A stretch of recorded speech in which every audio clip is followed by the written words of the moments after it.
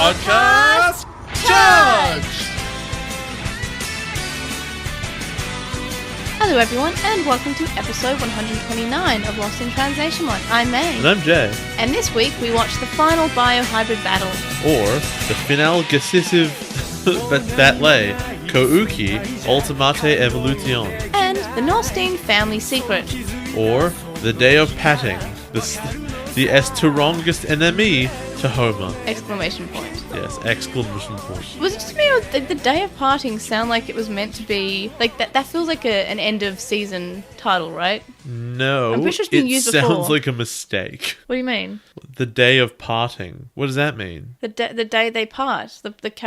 Who parted? Characters. Did they? No, not in this episode. No, it's a But misleading title. that's what I'm saying. Well, no one parts in this episode. Arguably Toma, but then he comes back. No, he parted evil. last episode, and he came back this episode. I think it's like the day of parting, as in he's not part of the team anymore, and he's parting from the team. I mean, I guess, but it's a weird word to use. I don't know. I see what you mean. Like it's not right. Like no one parted in this. Everyone was still pretty much there. Sure, Koki might have died, but like. Oh no, Shangreymon caught him. He's probably fine. He's fine. They only killed the egg, and you mean the egg will be fine. What happens when those eggs hatch? I think it's their Digimon part, maybe? Are they going to be evil? And are they going to be Digimon partners? Like, are they related? I don't know. I don't actually know. I don't wonder know if if it's that's ever addressed. I don't addressed. think so. Wow, okay. It's only kind of important. I think it just shows that they were Digimon. Like, they were actually Digimon. No, I know that, but how cool would it be if all of a sudden, like, these three joined the team with their own partners? That would be really cool, actually. And you could have cool writing where, like, they were Digimon, but now they have Digimon, and it would be all weird. It'd be really cool. I don't know. Digimon with digital monsters. Yes. Yes, that'd be cool. And we'll also get more backstory, but I don't think that happens. There could be Digimon Adventure Duo. For DigiNews this week, first up, there are new Digimon pendulums that have been announced. We kind of already knew because they were like silhouettes in V-Jump, but now we actually have visuals, and we know that they are coming up for pre-order in June of 2018. That so that's sounds next dangerous. year. They're only releasing 2 at the moment. Yeah, well, what are they? $400 each? They're like 3,000 yen. Oh, you know what? That's almost reasonable. So same as the V-Pets. I think they're like 3,400 or something. Dollars. In yen. So they're splitting up the 2 versions this time by actually not just having like, oh yes, you can possibly get Gabumon in this one and Agumon in this one, the anime versions. In this version, they're splitting up the 2 versions by having half the versions on one V-Pet and half on the other. Because Pokemon, why have you done this to us? Like, it's such a good marketing strategy, but it hurts. It hurts the consumer every time. Yes, yeah. Well, no, but it doesn't hurt the company. No, but it hurts the consumer. Yes. And we're all stupid enough to be like, fine, whatever, we'll buy it. Yeah. I mean, you could just buy one and be happy with the ones, but if you're a completionist... You couldn't. So I will be buying both, assuming I have the funds for it, unless I lose my job, and then I probably won't be able to. It doesn't sound like you're going to. And so I believe there's going to be 200 Digimon altogether, which is apparently the most amount of Digimon that's ever been on a Digimon pet. So that's exciting. Lots of Digimon. Exciting is a strong word. Jay is literally yawning, and you can probably hear that on the microphone. Sorry, I'm sorry. Is there going to be a new TV advertisement? That's what I want to know. What, the Mon Digimon one? Yes. There should be. I want them to do that. I only want them to do that. That's what I need. I need that in my life. Otherwise, It's really I don't funny. care. I think we've mentioned that probably like throughout the whole podcast is that ad. That's all that matters. Like I'm pretty sure that's like the first thing that actually made you smile that had anything to do with Digimon. Probably. And then it was nothing until Atmon. I'm sure there were bits and like try it, bits and pieces. Then it got bad, but I think Tamer's probably made you happy once. I just can't remember. yeah, maybe. It's been a long time. Takada was cool. Gilmon was great. He liked bread. I like that. Yeah. Because I also like bread. He's a very relatable character. It was good to have a hero I could relate to. Yeah, it's like, hey, he likes bread. I like bread. I also am a huge nerd and play card games. Oh, yeah. He played a crap card game, though. No, it's Digimon's great. That was why it was crap. In the universe, it seemed to be the only card game that was ever there. That's true. They didn't talk about Yu-Gi-Oh! There. Not even to make fun of it. You mean Yu-Gi-Oh? Japan? Nah, they hate it there. Especially Magic the Gathering. It's not going to catch on. No one plays that. For LostinTranslationmon, we've released our second last V-Tamer coverage episode this week, and we're going to be covering the final volume next month, and we'll be covering Digimon next after that, so that's exciting. Are you excited? More or less. I mean, you're excited, like, sort of to the end of V-Tamer, but also I'm not, because I'm just like, there will never be anything better than this, and there will never, ever be anything, right? right? Yeah, probably not. It's really good. It's consistent, and that's definitely more than I can expect on Digimon generally. Right. But it's good that it's a good thing. So if you haven't listened to our V-Tamer coverage yet and you want to hear Jay actually enjoying himself on this podcast, I suggest you listen to those episodes. Even if you've not read V-Tamer, we do recap the manga a bit. No, you should read it, though. We know that it's not easily accessible because it's never been released legally in English. It's very accessible. It's just not necessarily legal. Yeah, and people want to consume things legally. Google V-Tamer Read Online. You'll find it's the first link. You can read the whole thing in a couple hours. Or you could learn Japanese and buy the manga. No. Or you could just annoy Viz on social media and say, hey, can you please? Also, reading it on that place online is not personally illegal for you to do because it's not yours. You didn't download it or whatever. You're just viewing something that they're hosting, which is very different from like downloading a copy of a movie. Or if it was a legal scan, like if it was an actual like scan from an existing copy, this is just a translation that someone's done. Also, Digimon's barely keeping itself afloat enough to make try. Obviously, that's why they take a year to make them all. How are they going to afford the legal fees to stop you? Good point, good point. Just sell lots of Digimon Adventure V-Tamer merchandise. I'll buy it. I'll buy all of it. Yeah. Everyone buy all of it. Also, just do what May does to make yourself feel better. Buy Digimon merchandise, and then you can't feel nearly as guilty. I'm going to be on the With the Will podcast Sunday. A different time because we both, America and Australia, have had their daylight saving switcheroo, but because America's going into winter and we're going into summer, the daylight saving has actually split us off by 2 hours. Yeah. So now the time I'm usually able to be on the podcast on With the Will is not a good time for me. So Mark and AR were very nice and they've actually moved it back 2 hours. So it's noon this time. It'd be way better if one of their names was Will and it'd be With the Will. And on to Obnoxious Synopsis. First of all, before we start Obnoxious Synopsis, there's just 2 things I want to say. First of all, I did try to find a list of writers, as I said I would in episode 128, for sort of like a rough idea, hey, will this be a good episode judging by previous episodes they've done? But there's no such like documentation on the internet that I could find for Savers and Cross Wars. I could find it for other seasons. Wow. But not for writers of Savers, which was annoying, and I'll keep on looking, and I could probably like look at the credits myself and find that out, and maybe I will in future. To read the Japanese in the credits as well for that. I think, no, I don't think that I'll translate it, but I'm sure I'll find a way, but for now, I'm sorry, I was not able to find it. Secondly, and this is just because I'll forget to say it anywhere else, but I actually forgot to mention an error in episode 32, where Rosamond calls herself an ultimate level. Is she not? In the English dub... because it's Mega, right? Yeah, in English, she is a Mega level, but in the original version, which is where she calls herself an ultimate version correctly, she is an ultimate version. But in the dub, she's a Mega level because ultimate is perfect. No, it's not. No. Apparently, in this season, it's the Japanese words. Yeah, it's just really weird that they've... Do they ever say Mega in this entire series? Yes. Well... When they met Marukimon and when they first got to Mega. Well, then they screwed that up. Anyway, so the first episode that we're watching this week is called The Final Biohybrid Battle, or The Final Decisive Battle. Corki, Ultimate Evolution. What do you think will happen in this episode? So, obviously, Eldoradimon's in the water now. We need to have Masaru fighting Koki. I don't think that fight will have anything to do... Like, I don't think that will actually be based on anything other than Koki really wants to fight, and Masaru's like, yeah, alright! Which is to say, like, whatever plot stuff is going on around them, I don't think it's going to be directly related. More or less in the same way that, like, the Ivan fight was, where it's, like, it wasn't amazingly relevant. And then also, I think that, why else would Eldoradimon be in the real world other than Kurata has some kind of absurd, stupid plan that will be more full of holes than Swiss cheese, where, like, I need it in the real world to destroy it in this certain stupid way with more robots I built, even though I could take them to the digital world and there's literally no advantage here. In fact, it has water around it now, the exact advantage I was trying to take away from it. And I bet it's going to be really dumb. There you go. That's unfortunate. Do you think anything will know in this episode? I think that Kurata's plan is going to be the stupidest thing in the world. Okay, you can't just say Kurata is bad. Come on, no. It's going to be particularly annoying how bad his plan is. Come on, that's the thing. I feel like that's like what will annoy you, Kurata. No. Because like other times it's his motivation, right? It doesn't stand up, but his plan is like, okay, I get it. But in this case, his plan is the thing that is so absurd. I'm like, what the hell? Do you think it'll be a good episode? No. No. Okay. I think that the fight with Kogi will be great, and I think everything else around it will be terrible. So the episode overall will average out to being even. What do you think that the Digimon that Koki will become is like? So, he's a bird usually, right? He was Thunderbirdmon, yes. Well, Bio Thunderbirdmon. Oh no, because they just turn into actual Digimon, but bio version. Yes. Which means they've got a green thing on their face. I don't know, what big birds are there? Because honestly, I would think he would be whatever Birdramon usually turns into. Garudamon? Yeah, but Garudamon's not even the ultimate. So you meant the ultimate? It'd be like Hohomon. But it's not gonna be that. Yeah. I don't know. What birds are there? Like, I don't know. Okay. I don't have that. I just thought I'd ask. What rating?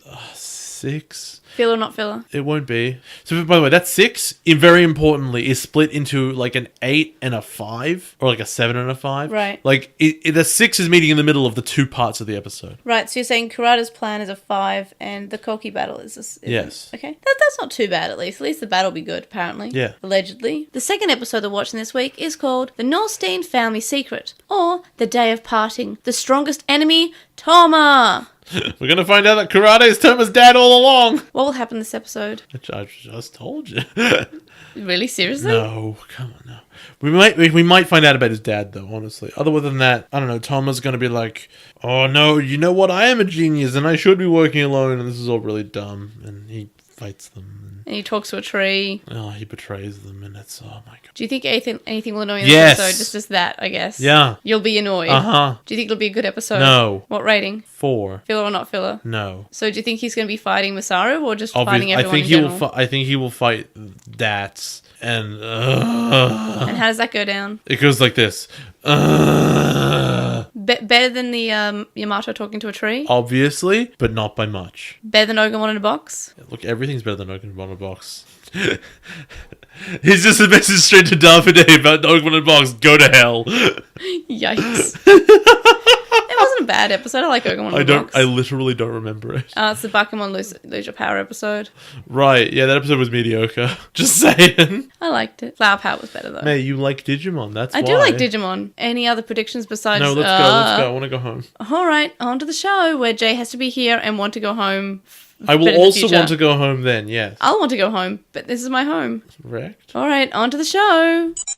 At the start of episode 33, I just want to talk about the recap just for a second, because the recap in the original barely focuses on the fight between Yoshino and Ivan. Because it had nothing to do with the story. I know, but I just feel like that was important. It was important to her, not to the story. Yes, but yeah. Okay, so if you were getting to the so next your point. episode, if you need to tell someone, hey, this is what's been happening and this is where you're at now, that fight is meaningless. Yeah, no, I see your point. I don't know. No, I know that you like Yoshi. I get that. I mean, I don't even like Yoshi, but she's Sorry, I know that you like that she's a girl. I like that she's better than Zumi. Sure, man. So not difficult. Yeah, well, I'm still going to commend them for not having a completely useless character. It is impressive that they have met the most absolutely minimum standard they could possibly have met. Good on them. She's more than just a sexy lamp. You know She's what? a sexy lamp who's also your mother. Oh, am I a lamp? You are now. Part lamp. 50% You're part lamp. lamp. Your mum was a lamp. Your dad was a bar stool or something. Oh, why? You're just a bar stool with a lamp attached to it.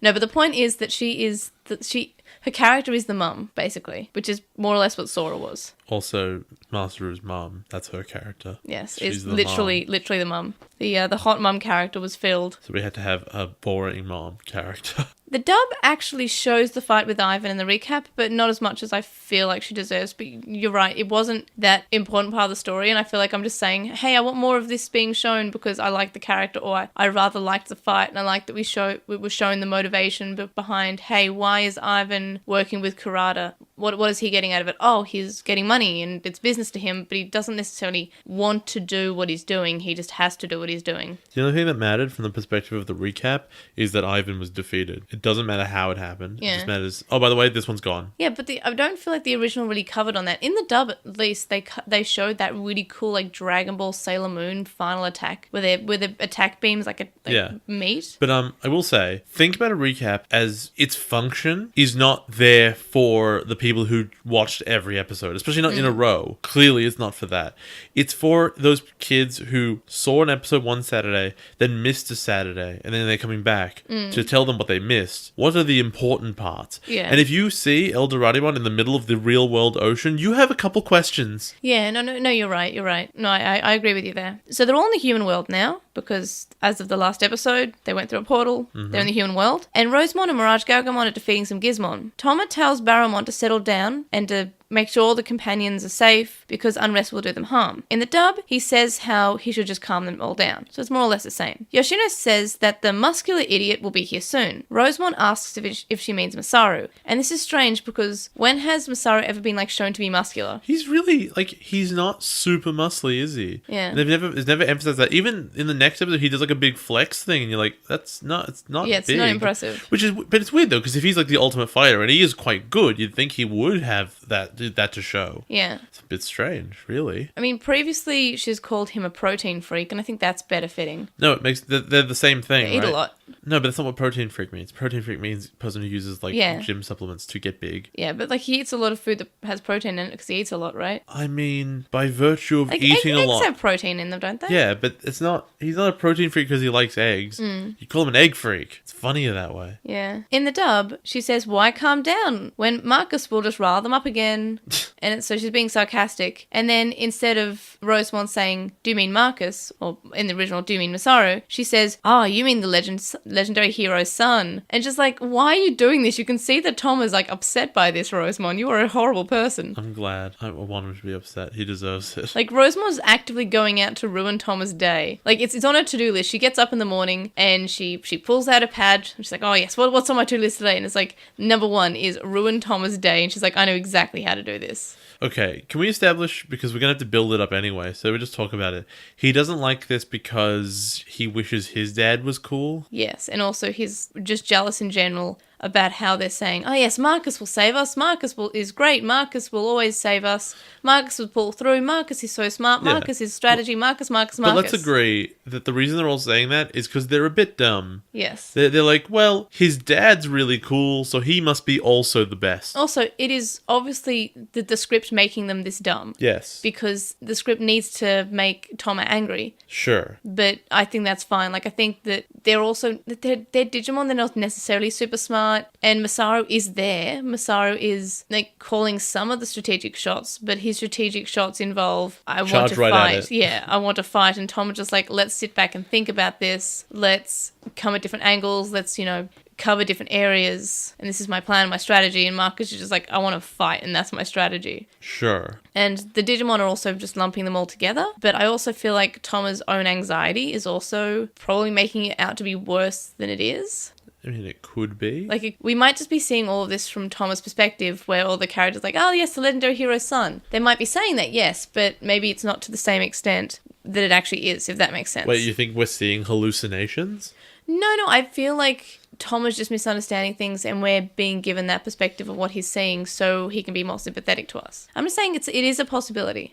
I don't know. You're implying that we're sympathetic towards him, and I mean, I'm not. So I mean, you can't just say, they are definitely just talking to Masaru and they're just avoiding Toma, because they might be referring to them all. We don't know what they think human families are like. They might just be lumping them all together because they are the human species. They are all the same. So now, or they're good humans, they're bad humans, and if you're a good human, you're in association with Masaru and the legendary Diamond Suguru, right? Maybe. I don't know. I wish the show was clear about it. I think it's interesting to think about. It's interesting to invent on behalf of the show, sure. Yes. Tom is looking really salty and he's wondering what Kurata's thinking. But he's also mainly very salty because everyone's talking about Masaru and not him. Yatagaramon flies through the portal, and I just realized while watching this, Yatagaramon hasn't evolved yet. Yeah. Like, it seems like a dangerous place for Masaru to be on top of this perfect when they're fighting many, many, many perfects and soon to be an ultimate. I feel like it's unsafe. Well, did Yatagaramon have an evolution in the intro? Did he? I don't remember. I don't remember know. looking, I'm like, is that Yatagaramon or is that an evolution? I can't tell. I don't know if it's shown, so I'm not going to say if he has an evolution or not. Okay, well then he probably does. It makes sense. He should. Well, it would have made sense if any characters got to their ultimate levels in previous seasons and didn't. Tamers and Savers are the weird ones that more than one person gets their ultimate. More than one person got an adventure. Nope, adventure. Yeah, 2 people got it. No, okay, the main characters. Said more than one. Okay, I meant like the main characters, like lumping them in together as Sure. Taichi and Yamato. Okay. And then I guess in 02 we got Ken and Daisuke, but it was still... It makes sense when you have a big group to restrict it so that you're not having another round of 8 episodes. Yeah. Though Savers is avoiding that arc, right? By giving them their evolutions either immediately or all at the same time. All at once. I mean, yeah, they're avoiding the arc, but like the reason those arcs exist in the way they do is because they make sense from a storytelling perspective. Yeah. Doing it the way they did, which is Masaru worked it out, so everyone just yelled really loudly and they got it as well. I still feel like great. I feel like it was still better than the 3 episodes that we had when they were getting to perfect. Even though we got backstory. I don't even remember anymore, honestly. We got Thomas' backstory, we got Yoshino's backstory. Marcus stood in the rain and screamed. I don't know, the flashback thing was fine, wasn't it? Did I complain at the time? I'm sure I thought it was good. I feel like you complained. Did I? I feel like you did. I feel like I enjoyed it because it was Digimon, and I feel like you complained. Like that's the basis of the podcast. It all sort of runs together in the end. If you ever want to summarize any of our podcast episodes, just say May liked it because it was Digimon, Jade complained, and there's like a 75% there it is, chance all my right. complaint was legitimate. See you guys next week. There's the whole show. That's the show. Get ready for it because that's what's happening in this episode. Fair warning for the next bit we cover. Hey, to be fair, I like it for more than just being Digimon because I think it surpasses Digimon's like the Digimon writing staff ability. I mean, I think you might be wrong, but we'll get there. And I know you're wrong, but yes, you're right. We will get there. Koki appears, and Masaru and Agumon will fight him. Masaru tells Akuto to leave, which makes sense. Koki evolves to Biodarkdramon, which, as I mentioned last episode, one of my favorite Digimon. So why did they drop Masaru off so far away from the actual fight? You mean the Eldoradimon fight? Yeah, that's where he's needed. Because he needs to fight Koki. But they didn't know Koki would be there. In fact, how did Koki know that he would be there to teleport there? They both read in the script and like, okay, we have to be here now. Side note, do you program your space-time bombs to teleport to the particular place you want it to go? Okay, so I got the impression that Eldoradimon was placed directly out of DATS, which doesn't make sense because we know that the digital world and the real world are basically one-to-one. Yeah. And each portal drops you off at the exact place it is in the real world. Wait, we do know that? We do know that. We were told that. Oh, okay. So we know that the way to get to the river, to the lake or ocean, I think it might be like it's a bay. Yeah. I think it's like a bay sort of thing. It was a lake. And that's the one that's near DATS is. That's a bay. Yeah. The one in Murukimon's castle. Yes. And I got the impression for some reason it was the same place, but I don't think it's actually the same place because you don't actually see DAT's headquarters. No, it's just somewhere around Japan, but probably right next to the city that they're all in. So really close to that bay. It's just a huge coincidence that it's both in water. Which implies that Eldoradimon was at the other side of Infinity Ice Ridge, I guess. I guess so. Yeah? Maybe? I don't know. You don't see it anywhere, but it must be nearby. We do know that it's one-to-one. Like if you dropped it in that corner of this room, okay, you would go to a part in the digital world. And then if I dropped it in the opposite corner of the room, it would be the same distance away from each other from that portal. And if I went to anywhere in the world and did the same thing, it would be like a different spot. It's like it's directly one-to-one. The digital world is like on top of the real world and it is mapped.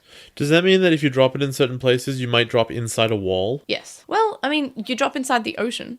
No. But they dropped on top of the ocean and they fell into it. If you open the portal and it was inside the ocean, would the whole ocean drain into the portal? I don't think you can make it like on the ground. I think you have to like make it in the sky. Why? We've only ever seen it be in the sky. Why couldn't you make it that way? I don't know. If you were below ground, like if you dug a big hole... You're right. The one that took Eldoradimon to the digital world, to the real world from the digital world, was in the ground, and then it dropped him from above. So it seems to have some displace, like it seems to displace you into the air. Well, it's possible that like that wherever sea level is, right? The land they were on in the digital world was that much above sea level. But if you dug down to sea level, then just a little bit below it with the portal in the digital world that opened it up, would all of the ocean drain into that until like a bathtub? Yes, until it all evened out. So you could. If you really wanted to, you could flood the digital world with real world water. Interesting. So, I mean, that's an alternate plan for Digimon genocide if Kurata wanted to think about that one like at all. Yeah, just flood the world. With salt water? And they would also solve part of the global warming issue where you're displacing a bunch of real world water into this infinite other world. Yikes. So ocean level rising wouldn't be a problem.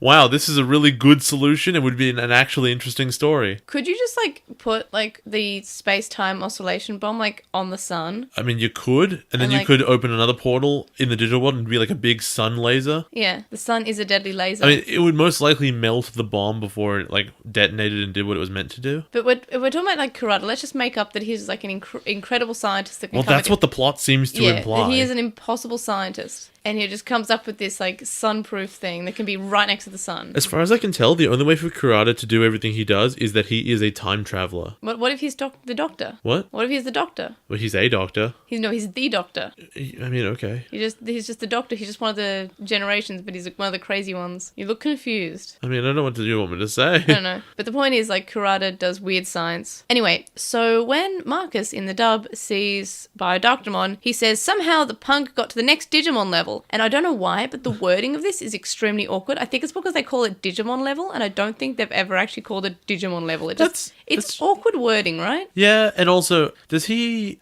not see? No, he would not have seen that the other kids got there. No. And he hasn't run into either of the other two. Yeah, sure. It's definitely possible he wouldn't know. Which is actually not terrible writing, because like it says I mean, they don't have to say it. I mean, would have just assumed, oh yeah, of course he wouldn't see it. But because they actually said it, yeah, you're right. I don't think he would have had the time to talk to Toma or Yoshino about, hey, by the way, we got those biohybrids to evolve further. We defeated them. Like, he doesn't know. But I just found the wording Digimon level to be a little bit awkward, considering, like, isn't it like Digivolution or evolution? Because Digivolution isn't a weird and awkward word by itself. I know, but something has been used before in Digimon. It's okay. I don't know. I just up your Digimon level, Jesus, mate. Just learn. It just sounded awkward to me. Also, I don't know, what I noticed is that, again, when Koki evolves, he just sort of becomes the Digimon. It's not a big torture thing. Yeah, and BioLotusmon was the same. Like, she just became the Digimon. So it was only Ivan who got the bad one. Yeah, why is Ivan, like, the one who, like,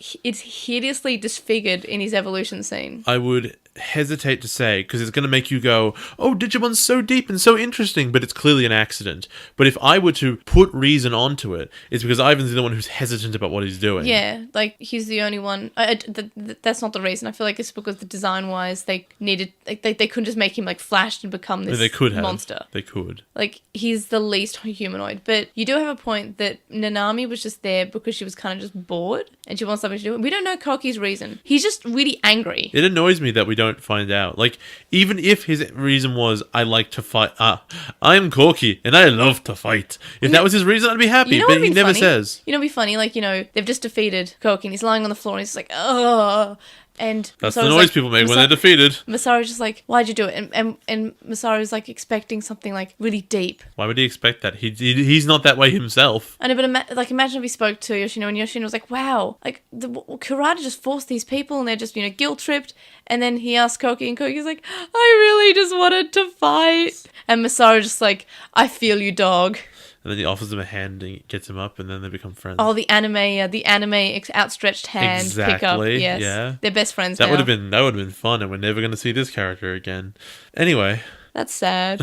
Probably. I thought we were going to see Maki more. What is that her name? Maki in Digimon Adventure Nanami. I thought we were going to see Nanami more. No. Because Tom was carrying her off and like Where was doing a is whole she? thing. Where did he put her? He just dropped her in the digital world and didn't bring her through. I feel like Ivan, like... What? Ivan was still on Eldoradimon. Yeah. Has Ivan been murdered? Maybe. I guess we'll get to that next episode, but Ivan might be dead. So have maybe all of the Digimon who were inside, although none of their eggs came out? They were evacuated. It's fine. When? It's fine. When he said to evacuate. So when was that? Was that in the human world? At the start of the episode, the human world. They evacuated. Okay, so why is it after Eldoradimon dies? It might be only in the English. Masaru goes, oh no, there are all those people still in Eldoradimon. We have to save them. That was in the English version. But he's already dead! Yeah. Does that mean they're in the ocean or they're in the egg? I think they're in the ocean because but we didn't see them drop. Eldoradimon's impaled. But anyway, that's not even this episode. Are you just uncomfortable with the idea of all the casualties? It's just like that's a lot of casualties because that was a city. There are lots of babies in there. And then we get the intro, which is great. I love the intro. A+, best intro. Hirari, good song. It's not the best intro. What is? The Frontier English theme. We can't talk about English themes. It's the best one. It is. It really is. Like, it's probably the best thing about Digimon Frontier is the English opening, and that's really sad. Yeah, pretty much. I think that's the thing we enjoyed the most about it, except for the Bergamon episode, which I enjoyed. I didn't even think the Bergamon episode was that good. And the possibility for actual lore. Actual law? What? The actual law in front of you, the possibility. Lore, not law, like the thing people abide by or get arrested. No, lore. Okay, fair enough. With an R, not with a W. Rosemon and Mirage Galgamon are beating some Gizmon. In the dub, Mirage Galgamon says he needs a rest. In the original, and this is, I'm glad they changed this, thank you, dub, he says, hey, Rosemon, are you still able to fight? And it just annoyed me because I'm like, why wouldn't she be? She's been the same fights as you for the same amount of time. She doesn't even look tired. I mean, her endurance might be different. And also, given Flodramon's history or whatever, I wouldn't be shocked if, she got tired quickly and was just like, sunflower, sunshine, oh. Yeah, no, you're right. But Given the history, it's a fair question. no, but I do like how the dub made it seem like Mirage Galgamon was the one that was tired instead of Rosemon. I like that. Pumpmon wanted to help, and all the characters just like, no! But It works out just Pumpmon, fine. being perfect level Digimon, the same as level of the Digimon as the Gizmon, are able to kill them. Yeah, it's weird though, because they don't look like it, do they? They really look like child level Digimon. And previously we've shown Pumpmon to be quite weak. Yes, we and have. easily defeated. So, what's up with this? This was nice. They actually remembered, oh yes, by the way, Pumpmon's a perfect level Digimon. Sure. And has the power of a perfect level Digimon. And it's this really funny scene. They just throw their trick-or-treat attack, which is a pumpkin, and it lands on the Gizmon. And I don't know why I found this so amusing. Because they start dancing, that's why you like it. I made a gif of it, and I also made that Video. that dancing pumpkin man's video. Yeah, the Halloween meme. with Ghostbusters. It's played every year in Halloween. It's from some, I believe, Chicago TV network for the news, I think. I don't know. I think Sporky said it was from her town, I think, but I might be wrong. Anyway, it's a great scene, and if you ever want to watch the best thing ever, I'll link it in the show notes, this video that I spent too long making instead of watching more Digimon for this week.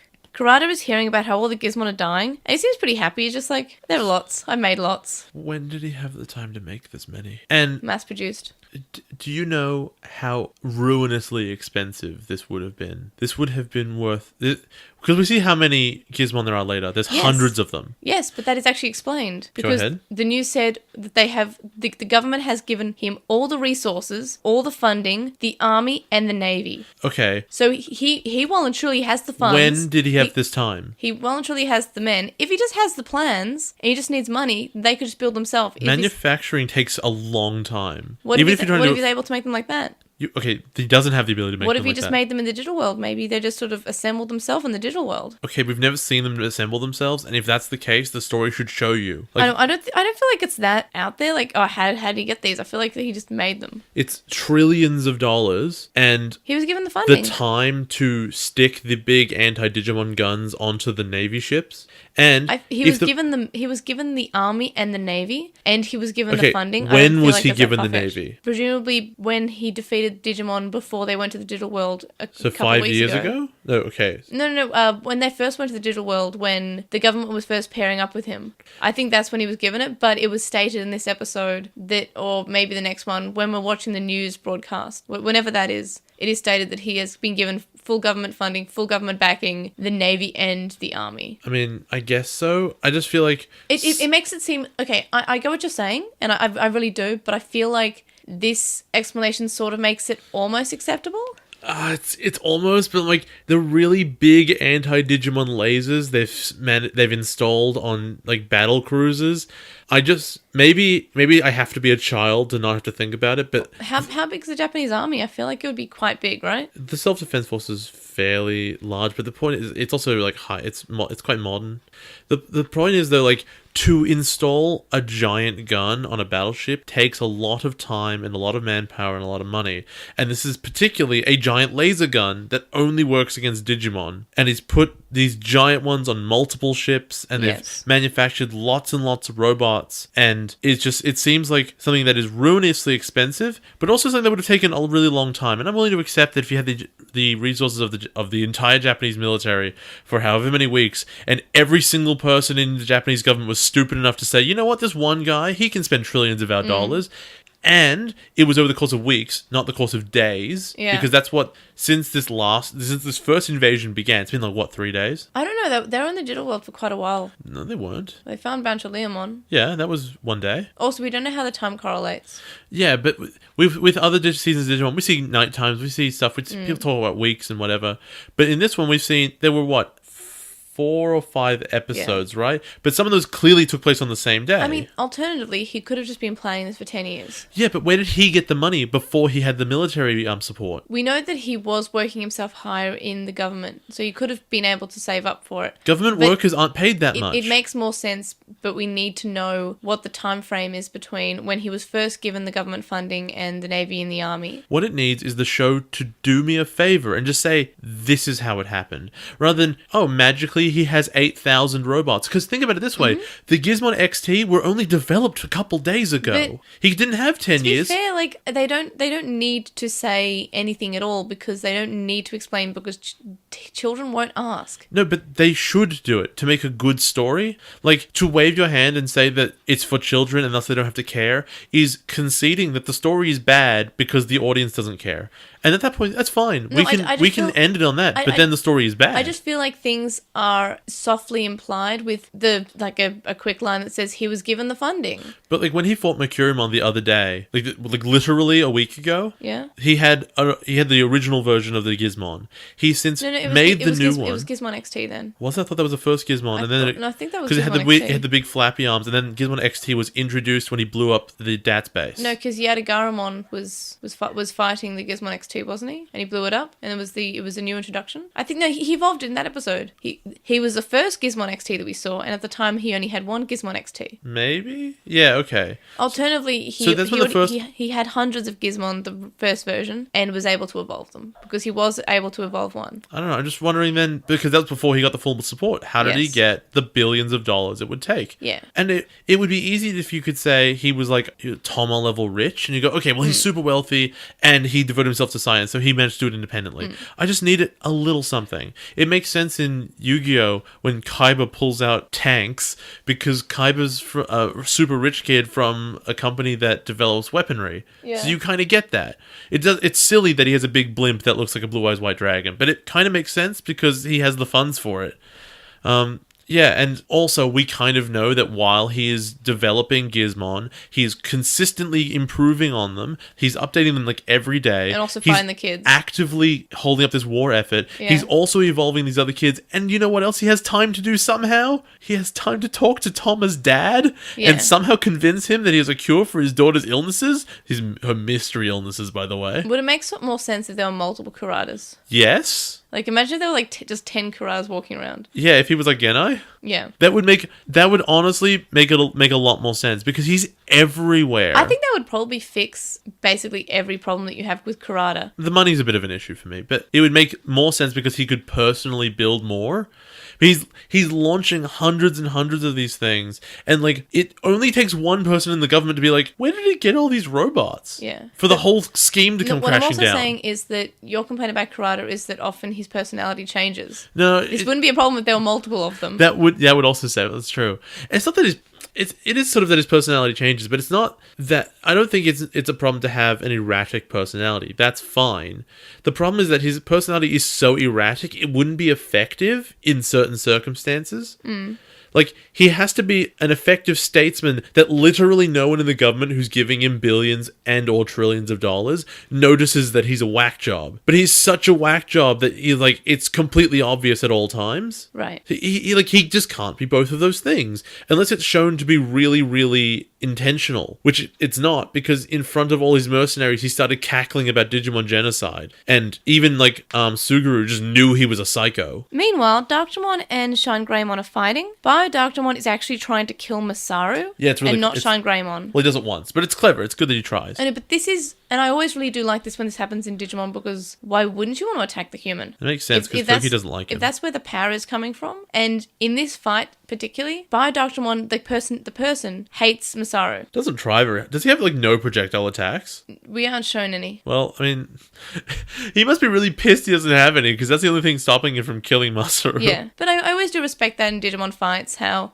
they're trying to kill the human. Of course they would. Would have been useful. And we haven't actually seen that as often as you'd hope, right, in Digimon? Yeah. Well, wasn't that a huge thing of okay, great, you know who the 8th child is. Don't just sit around with them. Just kill them, eat them. It makes sense when it's a Digimon enemy like Mercurymon or whatever, who doesn't think of humans as a threat, and Edamon and Devimon or whatever, where they're like, okay, well, I'm in this fight now, whatever. Actually, no, Devimon is too smart for that. He should have also tried to... In fact, he did try to...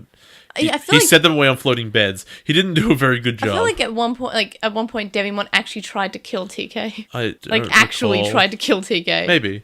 That's why Angemon evolved. So there are reasons not to go for it, but they have to be character reasons. Otherwise, it seems really obvious. And these guys should every time.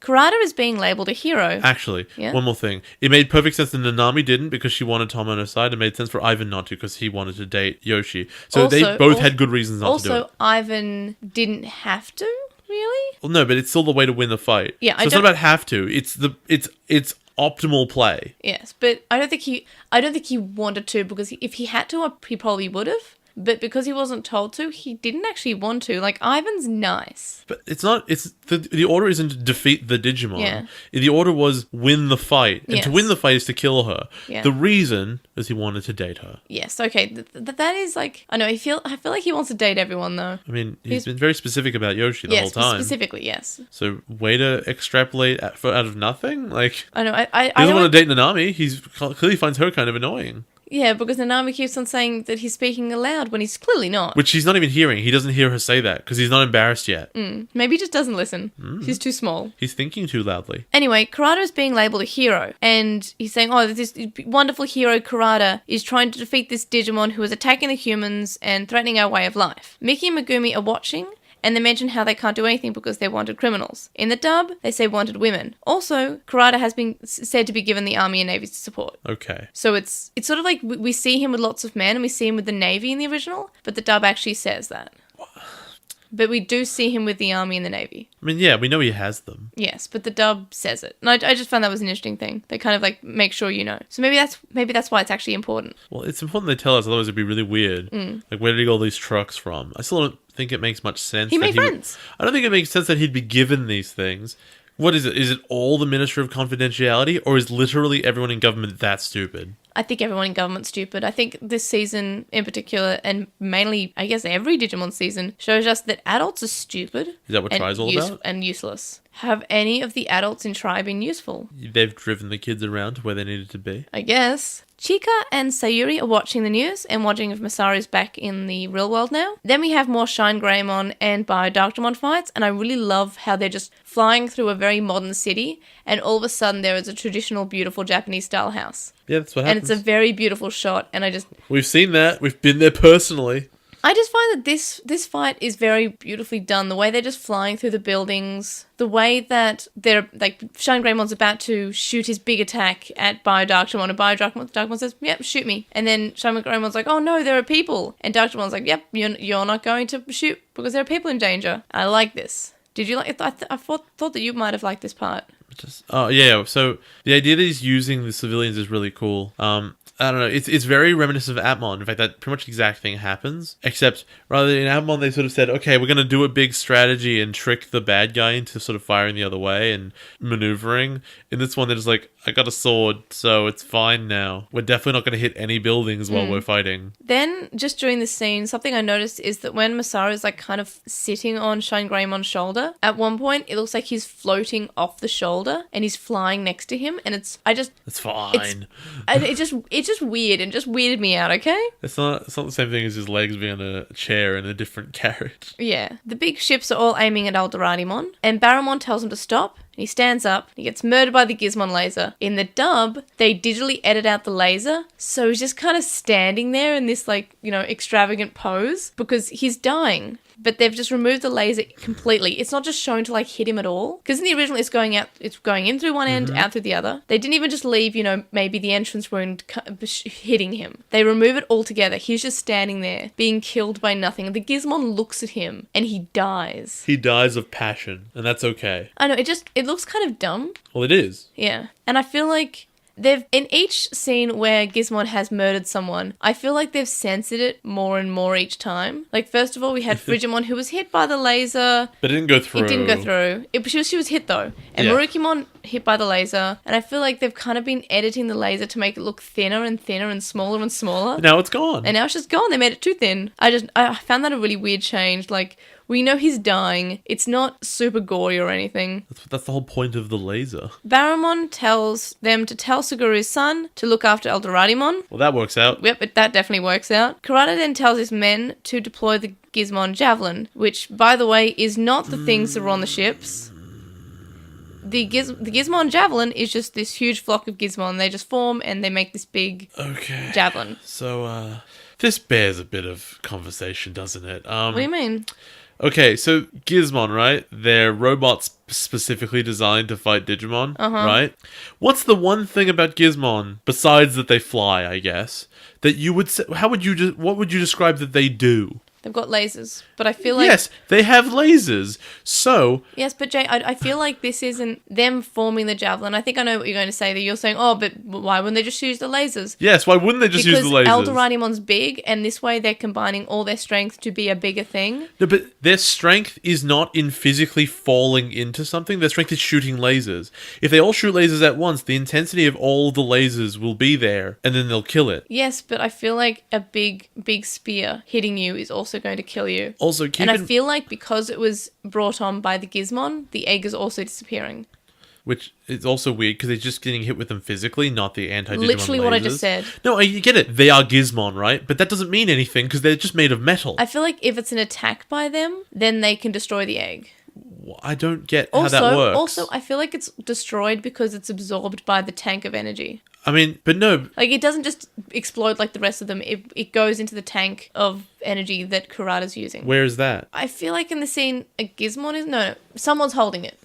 Over the ocean? Yeah, I know it gets absorbed. No, of course it gets absorbed. It shows up in a tank. But none of the eggs ever show like they're getting vacuumed into anything. They all just disappear. Except for the ones that do. And the last few episodes, the eggs have... I've never noticed it. You haven't been paying attention. No, there has been a tank that's been... No, there's definitely a tank. I'm aware of that. Absorbing the Digimon data, and it's going to something that we've only seen the silhouette I'm talking about an animation of like an egg when it disappears, like actually wisping off into something. Yes, you haven't been... Do you watch this show? I do, man. I do. Because it definitely happened with Eldoradimon. What? No, we can watch it again right now. I've watched it. Well, later. It literally is there, but okay. Okay. So but my point is that just because something is designed to do one thing, doesn't mean if you use it in another way, it'll do the same thing. Okay, anyway. If you hit someone with... We've skipped a bit ahead. No, we're talking about this bit right now. No, it hasn't happened yet. But you started talking about this. No, you started because you were talking about the flock. This is just forming. So Mirage Galgamon is going to fight the Gizmon, and Rosemon says she's going to look after the ships. Biodarctramon is still destroying buildings. Kurata says that the Gizmon Javelin is built just for Eldoradimon, and it's the only thing that can kill Eldoradimon. Shine Greymon says that he can't fight because it would destroy the city. And Masaru says he'll never give up. And this is basically like, Masaru's like, I need to power up, so I'm going to say I'm not going to give up.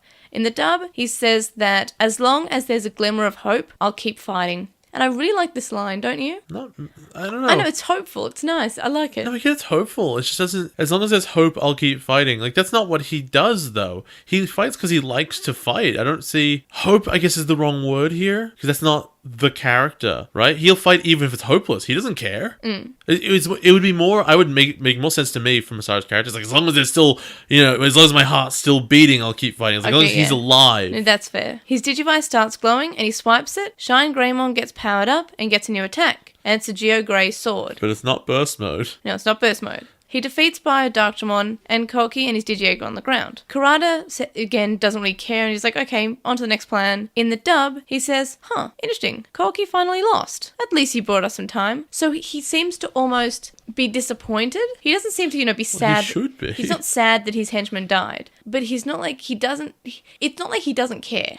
Well, I mean, why would he not care? He put effort into these guys. In the original, he doesn't care. No, but he put time and effort in. He should care a little bit. Yes. Even if it's not for them personally, he should be like, well, I thought my invention would do better than this. Like, that would make sense. But as I said last time, I don't feel like Kurata actually considers them as anything more than a tool. True, but a tool he made, so he would take some pride in that, you'd think. I know, and it does bother me that he doesn't care, but I feel like it bothers me. I'm like, no, he should care. They work for him. They're his henchmen. He should care. But of course he doesn't. He doesn't care about anyone but himself. The only reason to me is that he doesn't care that they died, not because of they were people, but the fact that they failed and they were his inventions was that, Right. well, he has trillions of dollars and infinite robots. Why would he care about these things? Yeah. Because he has so many resources mysteriously that why would it matter if anything fails? Because he has infinite time and he can make whatever he wants. He could next episode come up with 17 more kids because he's just been doing it the whole time. There's 8,000 of him. The javelin impales Alderadimon and murders him, and the music in the dub during the scene is pretty great. Like, I'm really enjoying the choice of music that the English dub has been using. I don't know, just it's emotional and it's powerful and it shows like the stakes of the situation, and it's sort of the music in the scene tells you how to feel. And I know it's pretty cool music, and I think it's the same kind of music as when Marukimon died as well in the dub. Masaru screams and makes a really silly face when he screams. Kurata says these preparations are complete as he absorbs the data of Alderadimon. Masaru says the battle isn't over and they have to just save the Digimon while they can. So the Digimon that were in Alderadimon are currently in the water. Sure it is. So sure. that answers Jay's question. Even though when he disappeared, you didn't see any Digimon at all. Presumably they were so small they just fell into the water. But you'd still see them. We had a pretty zoomed out look, and some things were flying towards the water, whether or not it was just like debris. Alderadimon's not that big. He's big, but he's not that big. He was big enough to be a city. But he's small enough that a person standing on his head is like the size of his eye. Like he's big. Like, he's not that big. That doesn't make sense when you think about the large coliseum that's inside of him. No, it doesn't. But that's the size of him. We've been through this before. Digimon sizes do not make sense. No, they don't. But you'd be able to see the specks of actually like falling Digimon. Then some men in black come for Toma, and he leaves in a helicopter. What do you think of this episode as someone who is new to Digimon? Look, it was fine. I was right to say that the Koki fight would be off to the side and unimportant to the actual main story that was going on. Well, it's been the same with the rest of them, except for the Nanami fight, which I think was arguably more important to the plot than the Ivan or the Koki and the fight. Ivan one, at least they tried to pretend it was something. This one was like, okay, we gotta get this out of the way. So much so, they didn't give Koki a backstory or any reason to be doing this. It was really like, oh, look, Masaru found a new thing. All right, great. And then that was the end of it. We're never going to see Koki again. I would have liked some backstory for why he's so angry, or him just saying, I'm just really angry all the time. Yeah, just give us something. Especially because it was what you did the last couple episodes. Like, I know that they're not, like, the talky characters. Like, neither of them are particularly, like, I want to talk to my enemy as I fight. Both of them are very headstrong, punchy punch type of guys. Like, Toma is an intellectual, and he was talking to Nanami because they're both geniuses. Masaru also likes making friends. So he could be saying, you don't have to do this while fighting. And he goes, yes, I do. Yeah, like... Why? Because I love to fight. I feel like that's actually a good way of looking at it. If he, like, says, I'm going to make you my friend. I've decided we're friends now. And Koki's like, no, we're not. Like, Masaru just, like, tries to solve problems by being friends, but not in the Haru way of, like, I'm going to be your friend, I'm going to cry on you, and it's going to be literally the power of friendship. Masaru has to punch you. Yeah, Masaru just like, I'm going to punch you until you respect me because that worked with my Digimon partner. Yes. Like, you can kind of see how the different chosen children make friends. Like, Taichi's are like, I'm Tai, let's go play football, yay! Daisuke's like, I hate everyone. And that's the end of that. Takado's just like, hi, I'm Takado. Do you want some bread? I like Digimon and bread. Would you be my friend? Taku's just like, I don't know, something about trains. No personality. I like my brother. I like some cake. Then we have Masaru just like, I'm Masaru, and I like punching. And I love to fight. And then we have Haru just like, I'm Haru, and I don't know why I have an English accent suddenly. Are you drunk? No. I can't even do a voice for Haru because we didn't have a dub voice. Oh no, I'll make one up. I'm Haru, and I'm going. Why do all my voices why are they always going English? Oh, I'm Haru Suzumiya. I'm just gonna make him English. I'm Haru. Why do you have to do this? I'm just going to keep interrupting you. I like reading, and I like making friends. My best friend's called Eugen, and we're best friends forever. And it'll be great. Would you like to also be my best friend forever?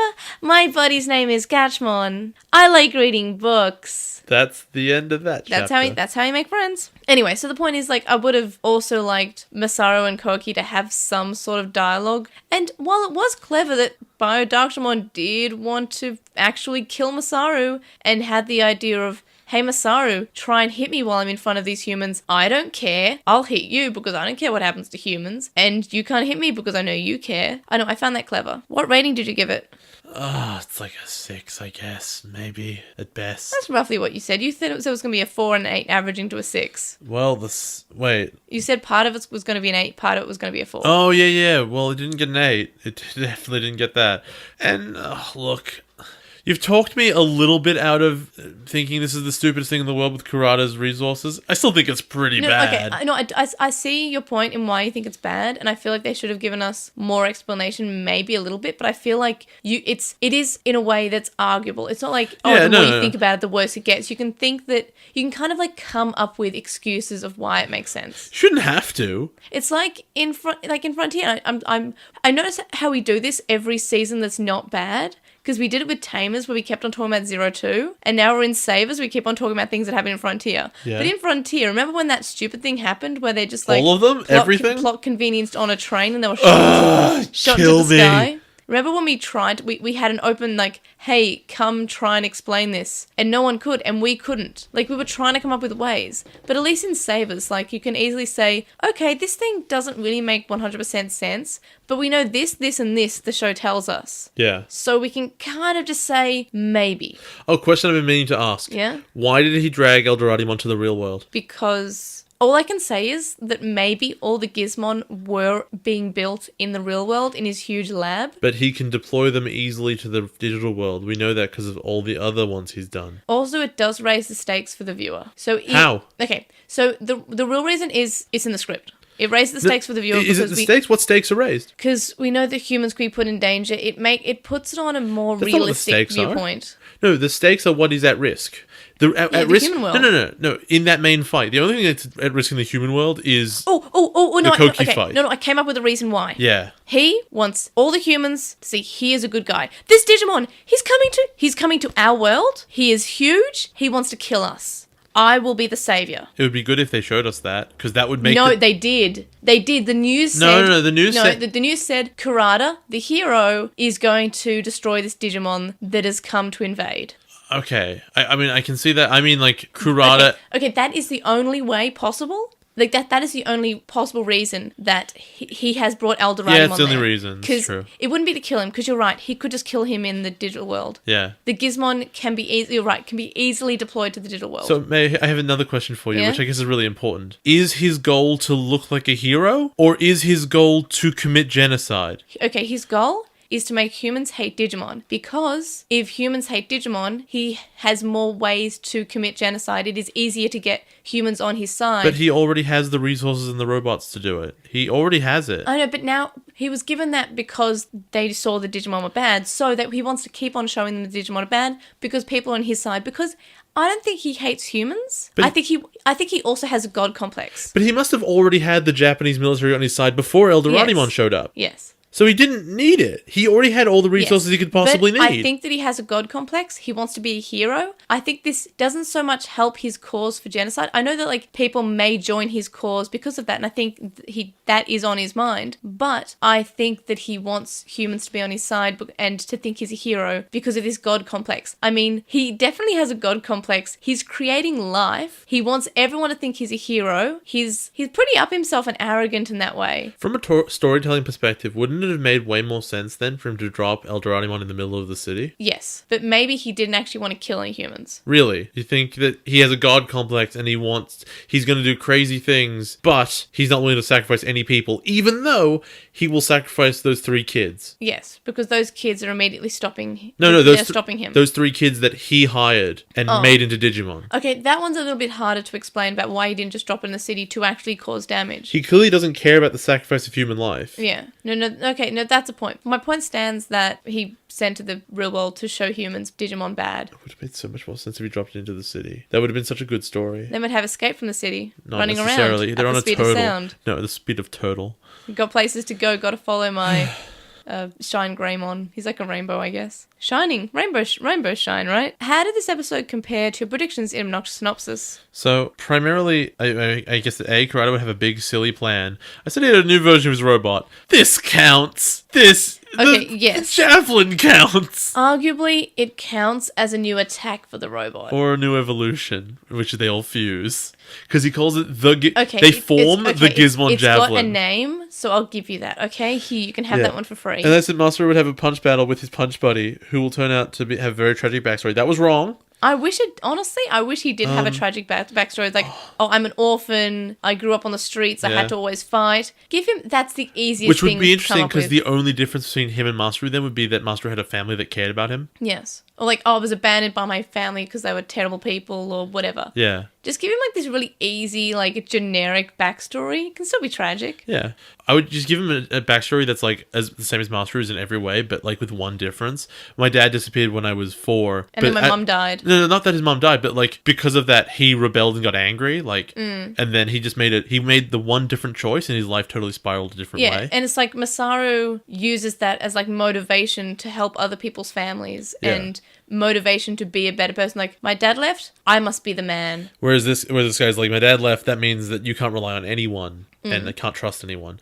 This could be really interesting. But instead, he's just an angry boy. I'm really mad that they didn't do that because we've had the capacity, this is really easy too. We've been shown the capacity of the writers for Digimon Savers to be better than previous seasons. So I don't know why they couldn't come up with pretty much an easy backstory. I don't even remember if we get a backstory for Koki, and that's really sad. Also, Kurata's plan is really silly. Like, it's. I thought it was silly when I was watching it, and I've thought it's less silly now that we've discussed it. I still think it's. To be fair, I had to dig. To be fair, I had to like think and come up with reasons. Yeah, there had to be a little bit of inventing happening, but I'm willing to accept those inventions. I do feel like sometimes the show should actually tell you more, so I don't have to like dig in these rare places. Like, hey, I'm sure I can defend this somehow. Let's extrapolate trillions of dollars out of and weeks and weeks of time in which somehow even still these military robots are developed. How is no one asking? Like, he's made legitimately incredible technological advancements that would make society way better, and like no one's even thinking about applying it anywhere but anti-Digimon technology. Like, it's berserk. Right. He's made laser beams as a military function.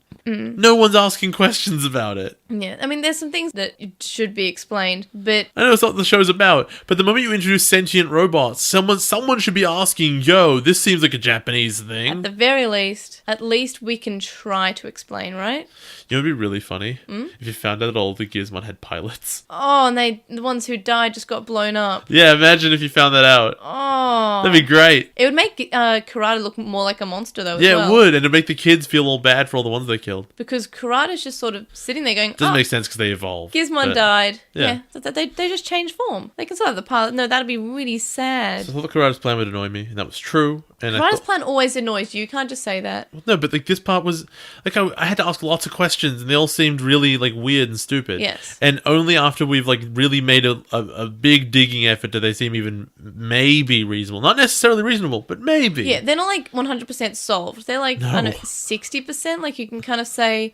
Fine, I guess. No, it's not that they're 60% solved. It's that a solution may exist. We don't know. But, as I said, it's better than Frontier because you can come up with a possible solution. God, the Sky Train that was on no tracks. No, they built it. No, the track was disappearing behind it. All the Digimon on the moon built the station there. All the Digimon on this barren moon. And then I'm sorry, I'm not going to be over that. I know, at least we're not talking about 02 anymore. Whenever we go back to a bad season, it's going to be Frontier. Because in 02, we were at least like, there were some things. I don't even remember. Like, it's so long ago, it feels like I should be happy to go back to that, honestly. See, that's a good feeling. No, it's not. It's not because I know it's fake. I know it's fake. I know if I went back, I'd be angry. Like, I know I'd be bored. I've told you, I kind of just want to rewatch the best episodes with Mitch again and recover them and see what Mitch thinks. So you're welcome to join us. I'm not going to. I rated it 6 and it wasn't filler. Moving on. At the very least, I'll watch the good episodes of 02 again. And what was the major difference between the Japanese and the English version? For me, it had to be, we have to save all those people on Eldoradimon because he already disappeared and they all saw it. So even if you meant all the people who were on Eldoradimon. Yeah. That's not what he said. Yes, but you could also just say they should get there very quickly because they'll be drowning. Do Digimon drown? Do they need to breathe? I don't know. Do Digimon, constructions of data, need oxygen? You would assume no. I don't actually know. You're right. No, they wouldn't because water's fake. No, that's real water though. Yeah, But but do they have real oxygen? I don't know. what's oxygen? Oxygen is a molecule, but that interacts with our cells because of the way we're designed. Do Digimon breathe? We've covered this like a bunch of times. Digimon eat, so Digimon must breathe.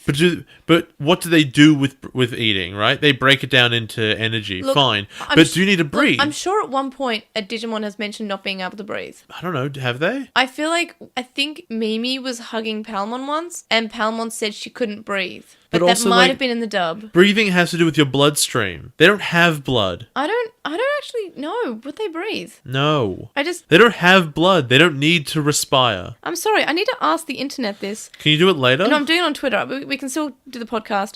My difference was Barramon dying to nothing. I mean, I got that as well. I'm just like, but this one caught me. I'm like, what do you mean all the people still on Eldoradimon? He's dead. See, I didn't really catch up on that. I was like, oh yeah, that's reasonable. But you're right. That is a bit of a fallacy.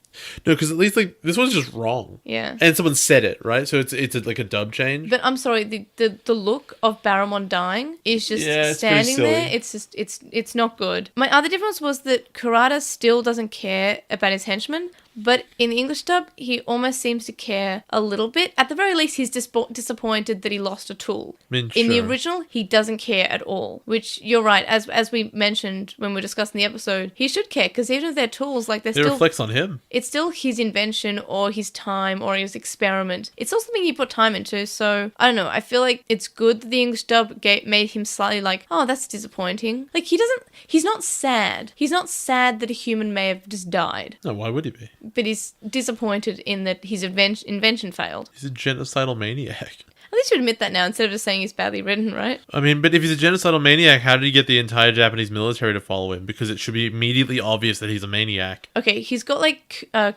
charisma levels of like 3,000 or something. I'm just thinking there are two different kinds of villain, right? There's a genocidal maniac who will do anything, and that's what makes him dangerous. He can be smart, and he makes robots and whatever, and he's a mad scientist who is a villain, is obviously a villain. Or he's a smooth-talking guy who hides behind institutions. It's really hard for him to be both, and there are witnesses to both, like, who would just report him. And it would be really obvious to everyone. Like, you get to be one or the other, or you get to be the maniac who gets to be smooth in private, so like in front of or in public, whatever. But you have to make it really clear he's only a maniac against his enemies. You have to make it really obvious, or it will look eclectic and dumb like he does. Right. I'm not saying that it's not possible to make this character. I'm saying that it's really hard, and they have failed. Episode 34 starts with a news broadcast that says those responsible for the Digimon are being investigated. Mickey and Megumi take the other DATS members, besides Toma, who's missing, to the bunker. So we don't actually know what happened when they were rescuing the Digimon from Eldoradimon. They didn't, because Obviously. they're all dead. Well, later on we do see a Piccolomon, and someone says, oh, it's a Piccolomon that was on Eldoradimon who That got had free. wings, it could have flown off. Yeah. So here's the thing though, right? Mm-hmm. Kurata was part of DATS, or related to DATS, or deeply involved in it, right? Yes. He knows all of the information because he's a smart guy. Yes, you're right, he would know about the bunker, but they're not actually hiding from Kurata at the moment. They are hiding from the police who are looking for them. But Kurata, being with all of the military, would just send the police or his infinite robots down there, wouldn't he? No, just to that's true. check. So he's this super genius who doesn't use his information to win. Yeah. In the dub, they said that they were told by Samson to use this bunker if they were ever in trouble. Yoshino tries to contact Toma, and Lalamon says that the Norstein family crest was on the helicopter that he left with, so it must be a family business. I went back to look at it and there was no crest on it. There was. It's Was a there? wolf. Was there? It's I a looked wolf's at head. it. I must have seen it. Okay. Well, we 'cause- definitely see it in this episode. No, because in this one, I think when it lands, because I went back to the recap, which showed you that whole scene of him getting the helicopter and flying away, and I look, and it's not there. So It's definitely in this episode. It's like a dog head. sure, It's a badly drawn dog head. okay, It's like the Starks, crest. yeah. It's the Starks. The Norstein is just the Starks, but Please blonde no. and bad. they're Lannisters, man.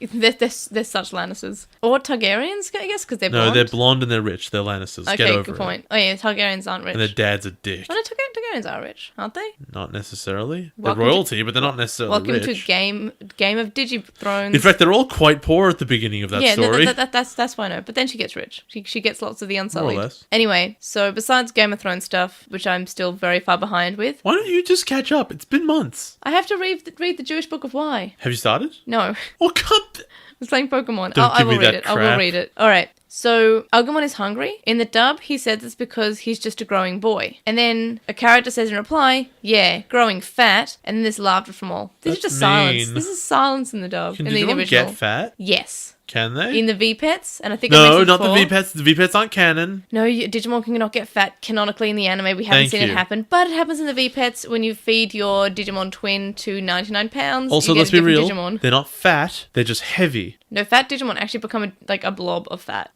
like the adipose.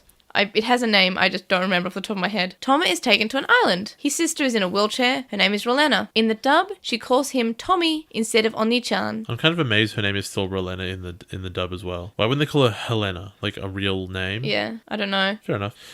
They make all of her lines a lot longer in the English dub.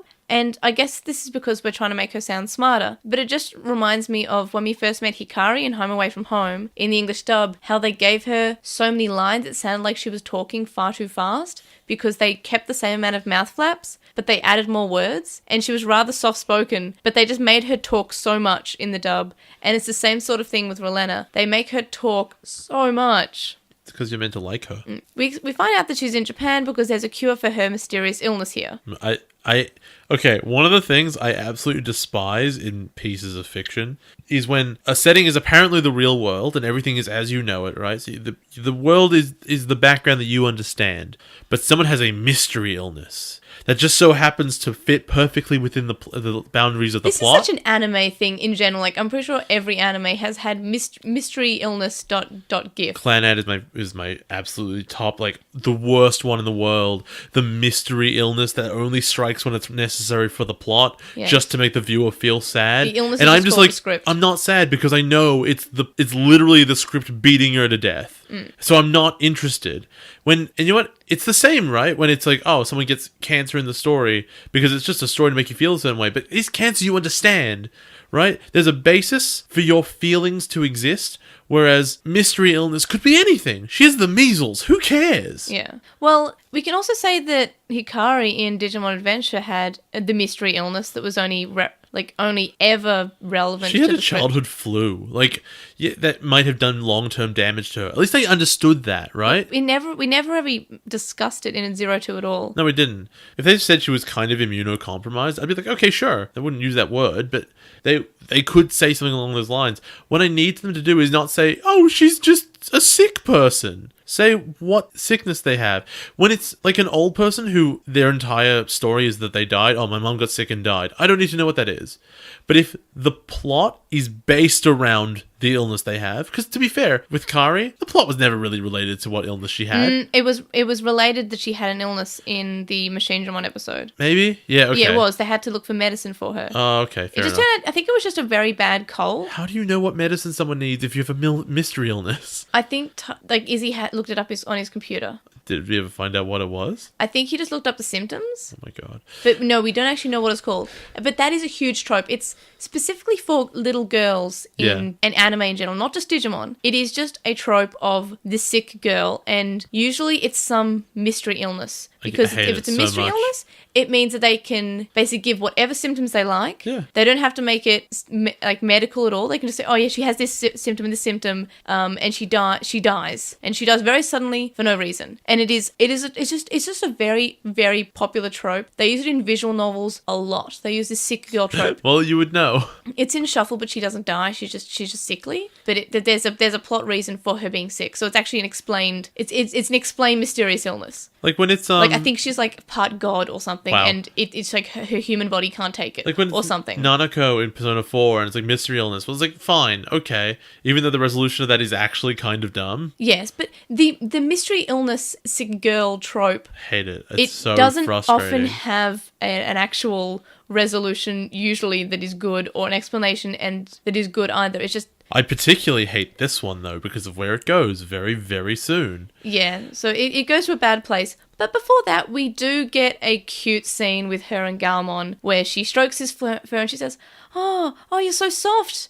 Do you get hot? She feels up his boobies, let's be real. Look, this is a cute scene. She gets her hands right in there. And she's like, oh, you're soft. And that's her line in the original. In the dub, it's, wow, your fur is really soft and cuddly. So again, she's adding more lines. And she just asks, hey, does it get hot? And he says, only during summer. She asks about his nose. She touches it. It's wet. She says, you're like a real dog. In the dub, no, in the original, the exact word is like, just like a real dog. In the dub, it's, it's wet and cold like a real puppy. Is that offensive? Is he not? Does he know he's a dog? I'm sorry. Or it's like a Rocket Raccoon thing where he hates being called a raccoon? I feel like he is a dog type Digimon. Like he is a dog Digimon, so I think he's fine with being called a dog. Like this one time, I called Miller, who is Jay's very, very stupid Labrador, and I love her. I called her a puppy, and she smiled. Yeah, well, she smiles at everything. She likes getting attention. Because I was like, "Hi, Miller, you're a good puppy," and she was like, "Don't know what that means, but I love you." Okay, so then he goes inside. So his father comes out? No. More importantly, is it? Most important thing that's ever happened in Digimon. Relena asks Galmon to be her friend. And he looks at Toma, and Toma's like, yeah, okay. And he nods, and yeah, I'll be your friend. And she gets so excited she starts coughing because mysterious sick girl dot trope. Yep. Anyway, the dad shows up and he's awful. So yeah, the dad's a big. He's mean, and he's like, you should stop hanging out with dats for some reason. And he's like, come on, you have to be supportive to your sister. And Tom was like, hey, remember that time you left when my mum was dying? Yeah, you weren't really there for us. I got the impression that she died soon after, but I guess she might have maybe been in a coma for a while. You think she also had mystery illness? Is this clan ad? Can we not clan ad Digimon Savers, please? Okay. So basically, he has this whole thing, and he gets taken into a room. Oh, and Toma says that his dad is exploiting Relena's illness for his own needs, or to get back at Toma. Pretty much. Which is annoying, but that's probably what he's doing because he's pretty awful. This is, by the way, what is with Digimon and having bad dads? Dads are pretty bad. Dads are so bad in Digimon, except for Yamato's dad. He's my best friend. I love him. Also, Masaru's dad, obviously. We don't even know where Masaru's dad is. I mean, he's cool. We know he's cool. We know he's really cool. We know he makes friends with the Digimon, which is my dream in life. So his dad says, oh, Relena, go rest. They have an argument. Then we find out the Karada's there, and he's been watching over Relena's health, but he says he needs something from Toma. When did he have the time to go and become her personal physician? As I said, it would make so much sense if there were 10 Karadas, right? I guess, yeah. So, is it now that he mentions that he... No, we swap over to what the Dat Squad is doing. Shika made these really terrible onigiri. Well, first of all, Sayuri bought a bento, and Shika made onigiri. Looks awful. Everyone's face... It looks awful? It looks awful. It looks awful, And yes. all the characters are just like, ah! And Lalamon's face is exactly the same. It doesn't change. She's got like this ditto face. And I feel like the only reason her expression didn't change was because one of the onigiri is meant to look like Lalamon. That's cute. It is cute. The one that looks like Lalamon is actually pretty cute and isn't that bad looking. It's the other ones that just aren't sticking together. She did a really bad job. But she's so proud, and Sayuri's proud of her daughter. And so all the characters kind of like it looks weird. But in the dub, they all say blech. Blech. Which is like, that means it's gross. It's probably tastes fine, right? Oh, probably. Like if you mix it up, it'd just be fish and rice. Yeah, but it might look quite bad. It's hard to say. Yeah. When they're all about to eat, and Master was like, hold on. Why are my mom and sister here? You know, we're all wanted criminals, right? We're putting them in like danger right now. That's not great. cool. That's really great. fair. This is a great scene. That's like such a fair concern, and everyone's like, we're hungry though. We're just gonna eat now, okay? And they just eat over his concerns. Yeah, and Sayuri says, hey, don't worry because you'll always be my son. That doesn't mean anything. Yeah, she's still a fugitive. In the dub, she says that he's her son, and even criminals have to eat. Also, I don't know. I feel like in both versions, it's obvious like he doesn't want to make them look like they're assisting criminals. In the dub, he explicitly says, hey, if we get caught, they're going to be arrested for assisting wanted criminals. What crime are they getting arrested for again? For being involved with the Digimon. Is that illegal? The start of the episode said that they want to arrest those involved, so yes. I mean, I guess, but like, what law would they say they were breaking? Well, we don't know how many Digimon, like how many humans the Digimon kind of killed a little bit. I guess.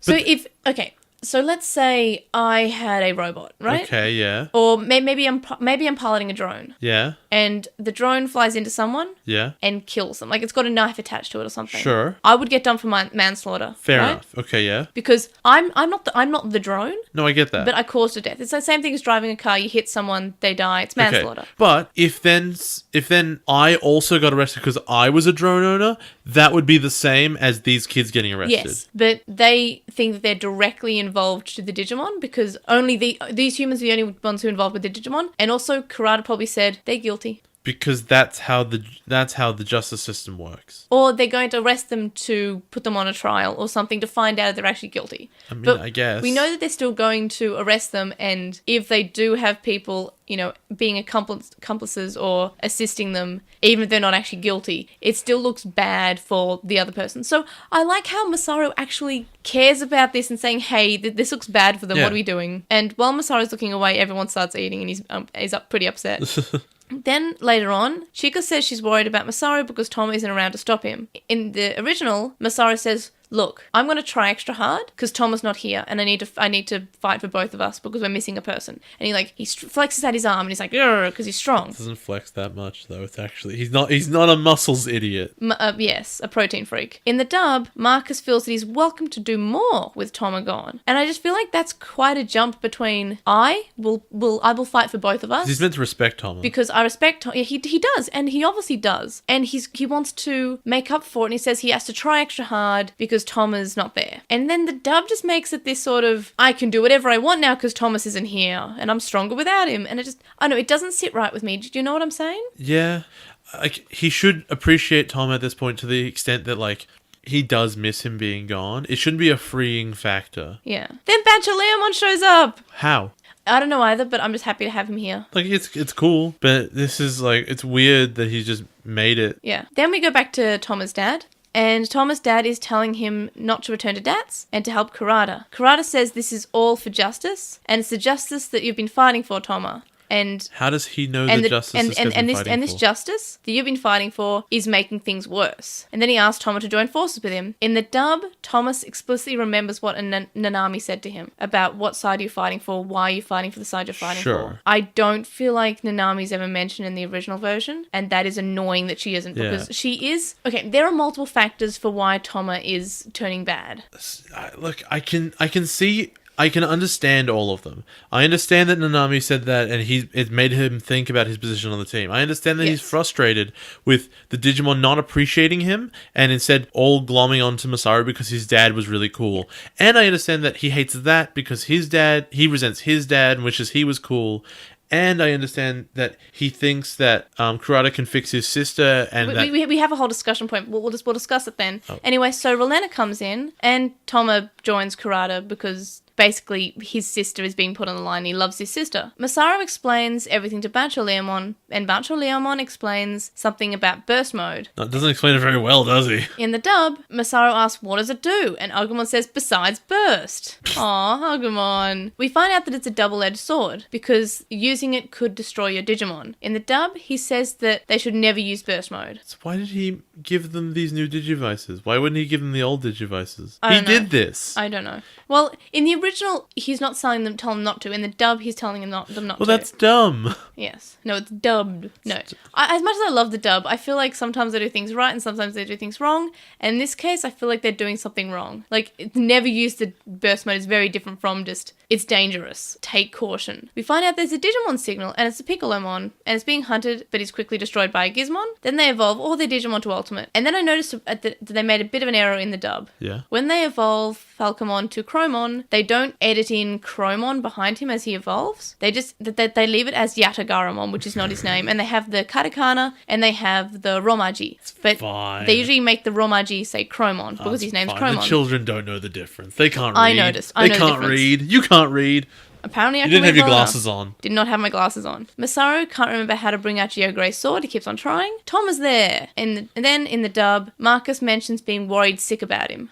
Also, we should be clear that Toma is pretty much like Matt was, where now that he's switched, he's 100% switched with no hesitation whatsoever. Yeah. He's basically, he's this evil now. I wouldn't describe his reaction as the way a person would react. Even if he really was different, he would be like, look, I'm sorry, but this is what I have to do. Okay, I understand that that'd be a better way, but you can arguably say that he's distraught about this. Like, this is something he doesn't want to do, so he's trying to dissociate, and he's trying to be as distant from what's actually happened as possible. So then why was he personally there and not on the rooftop watching Galgamon do the fight? Okay, no, that's fair. But he also, I think he was probably also told by Kurata to punch Masaru. Really? You think he went that deep into it? Yes. Really? I don't think Kurata likes Masaru. Are you sure you're not making that up? I'm just saying, it could be possible. We don't know what he said. We don't know what the favor was. Could say, hey, you fight his Digimon, you fight the human. He would never say, by the way, punch Masaru. He'd say punch Suguru's son. Yes. We know that he hates Suguru, and he would hate Suguru's son by inheritance. You inherited hatred. Yeah. Instead of the one who inherited courage, or the one who inherited the hatred. Also, we confirm now that much like Gabumon evolving into Metal Garurumon and all of a sudden completely losing his resistance, it is stupid nonsense that Galgamon is on board here. Yes, Master. No, it's still stupid nonsense. Like, we'll talk about it, but it is. I'm sorry.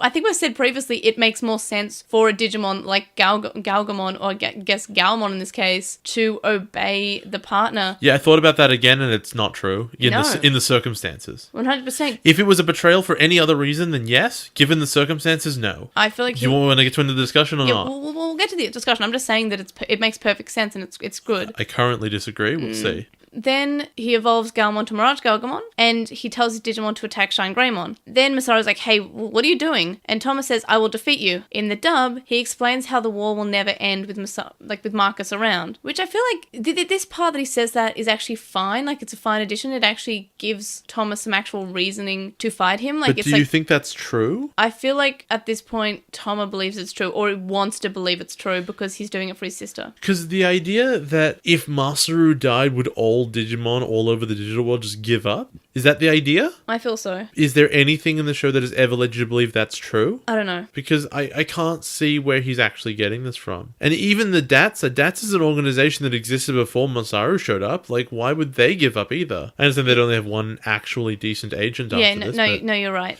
I don't understand where he's coming from. Yoshino and Akuto try to break them up, but Gizmon attacks and blocks their path, and almost kills them, by the way. Thomas says he'll make a peaceful world alongside Kurata. Masaru asks if he's gone insane. Shine Greymon questions him, and Mirage Galgamon says that he will obey his master. So this is good. This is fine. This is in line with his character. Shine Greymon says that he's lost all respect for him now. Fair enough. This part was really kind of biting, which is like, wow. Thomas says that he hates Masaru's brute force approach, and it can't do anything in the end. He needs strategy.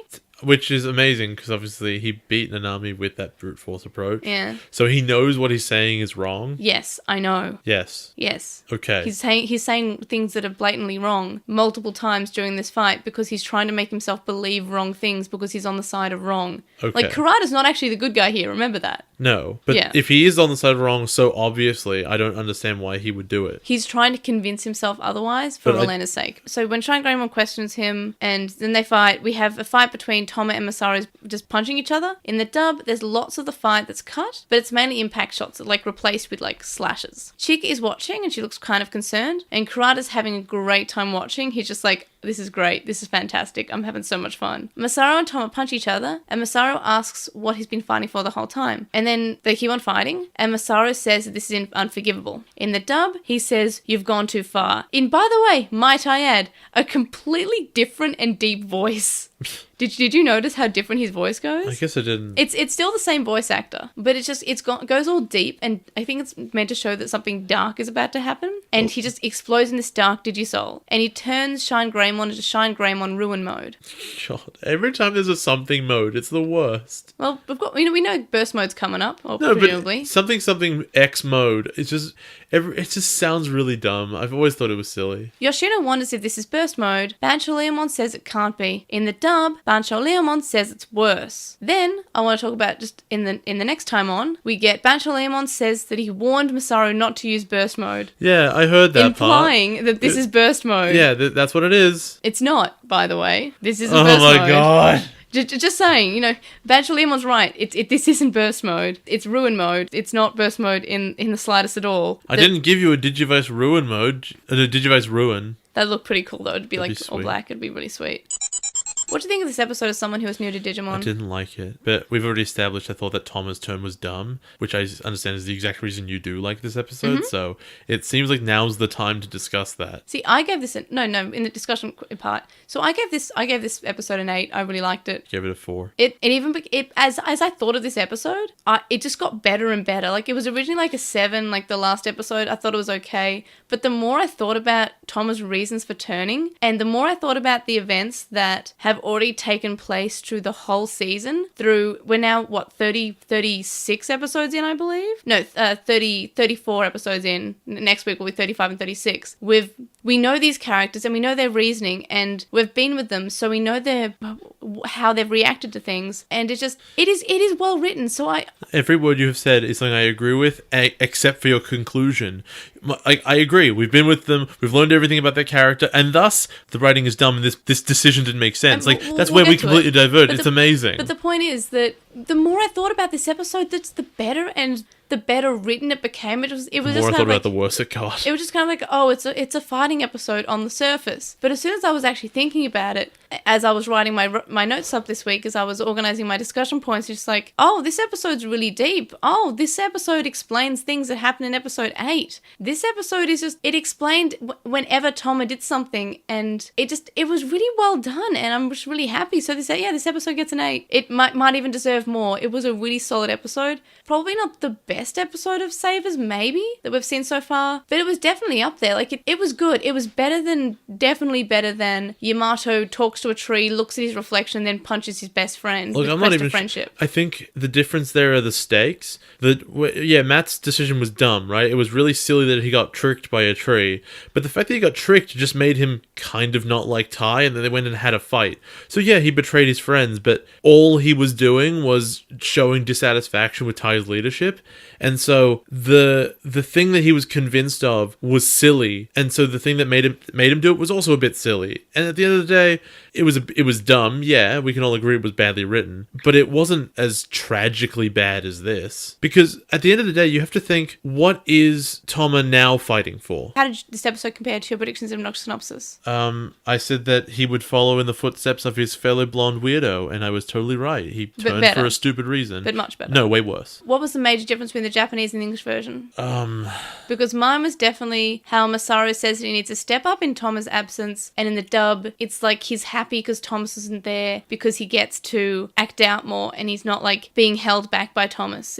I just thought that was a very different thing. In the original, he's like, we need Thomas, he's part of the team, and the dub is just like, we don't need Thomas, he holds me back. I know, I just felt like that was a pretty big difference. Also, the dub, for some reason, making Masaru have a much deeper voice. It was kind of frightening, despite it being the same voice actor, sounded very different. Yeah, I've got to give it to Masaru being like, Toma, who needs that guy anyway, right? Yeah. Because, I don't know, you're not meant to have them be, you don't want Masaru to be happy that he gets to fight Toma now. Like, that's what that sort of implied, is that he would be. So now I just want to talk about Toma's turn to evil. Finally.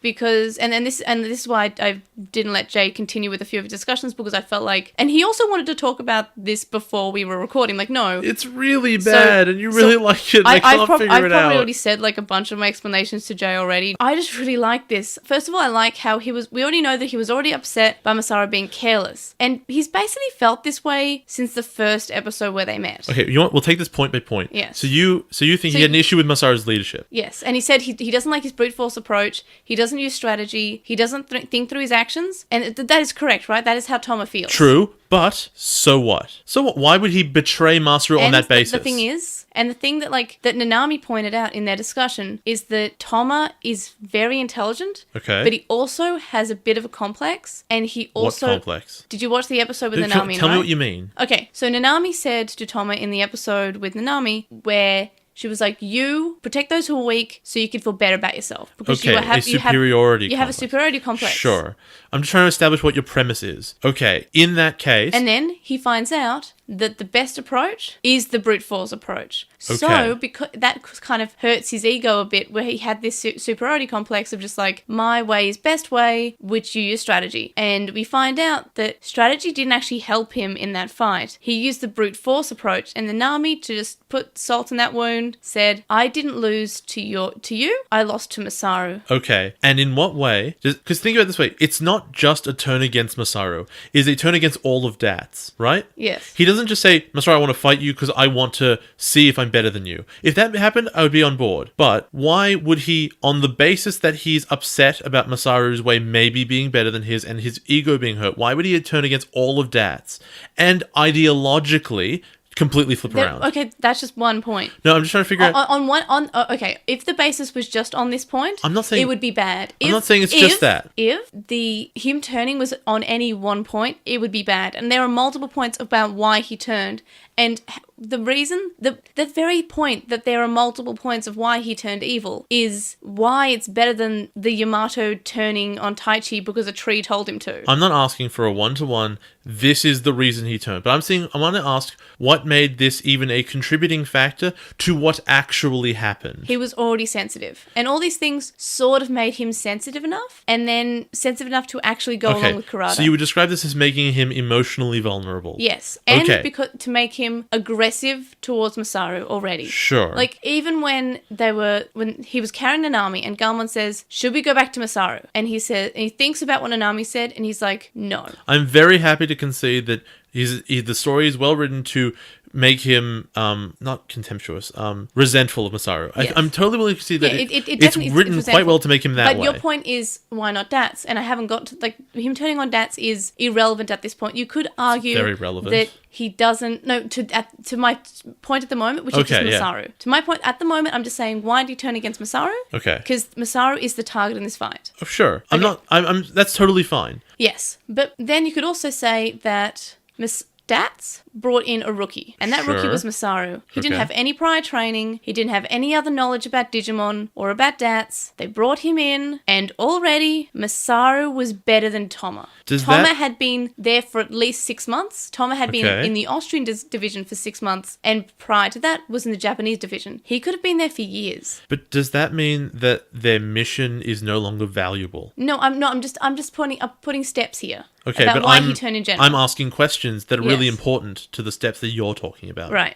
So even if he thinks their decision making isn't very good, does he think their mission is no longer valuable? Have his personal ideologies changed? Well, because why would he? The point is, Jay, does he have ideologies in at the start? Because Nanami said, "Why are you fighting for this side?" I couldn't answer that right now. Nanami said, "You are fighting for this side because they are weaker than you, and it makes you feel good for fighting those that are weaker than you." So Toma's already questioning, why am I on this side?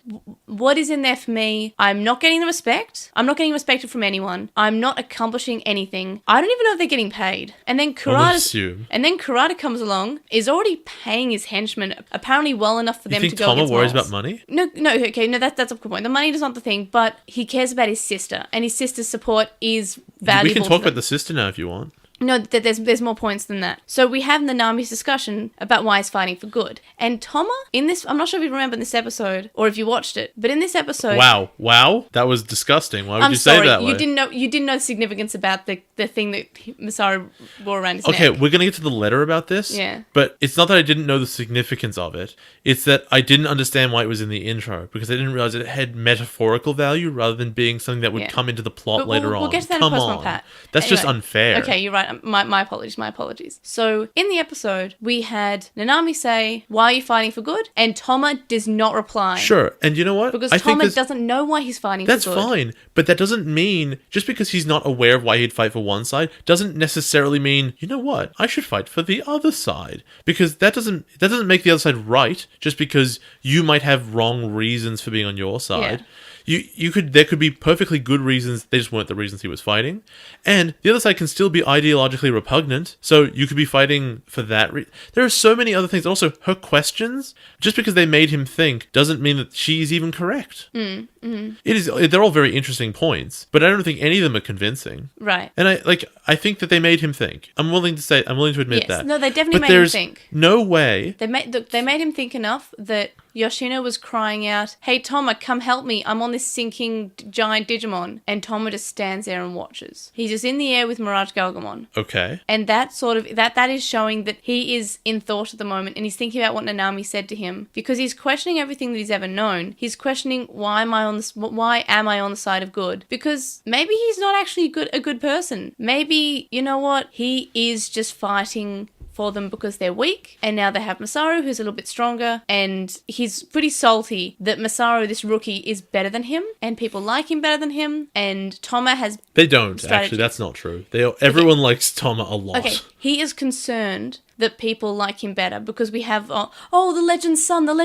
We have people talking about Masaru. It's more that he thinks that they appreciate him more, especially in the most recent crisis. It's about appreciation, and he's worried about that. And he's like, well, I'm not appreciated here. They don't want me. On the other hand, Nanami and Kurata have both asked me to join their side, and there's something in it for me there. Nanami said that we can become gods together because we're both geniuses. Which he obviously wasn't on board with because he killed her. Yes, but then, as I said, if he just turned because of Nanami, I was just kind of like, it's a pretty bad reason to turn evil. And again, the things that have made him... We have the first one, which is people saying that Masaru is the Legend's son and putting faith in Masaru. Masaru gets there to Dats, and even though he's got years of experience, Masaru is much better than him. And then we have the discussion with Nanami, who says, why are you on this side? Okay. You have a superiority complex. You should be on my side. I'm a genius. I'm only here because I'm bored. We could rule the world together because we're both geniuses. We should be working together. You're basically a terrible person too. We're the same sort of person. So her position is, my side has nothing to offer you. I'm bored here. So that means he was attracted to being on her side? He was bored. She was bored before, and now she's not because she was a genius, and now she has something to do. Okay. Basically. Something to do doesn't mean anything. That's not exactly an attractive offer, is it? He already has plenty to do. He's fighting her right now. We never got a reason why,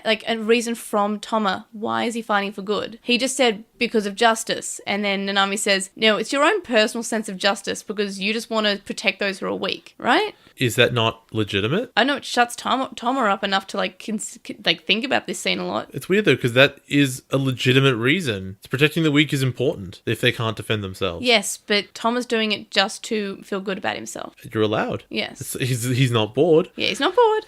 I get that it would make him ask those questions, but that would make him step aside, not, again, betray the entire organization.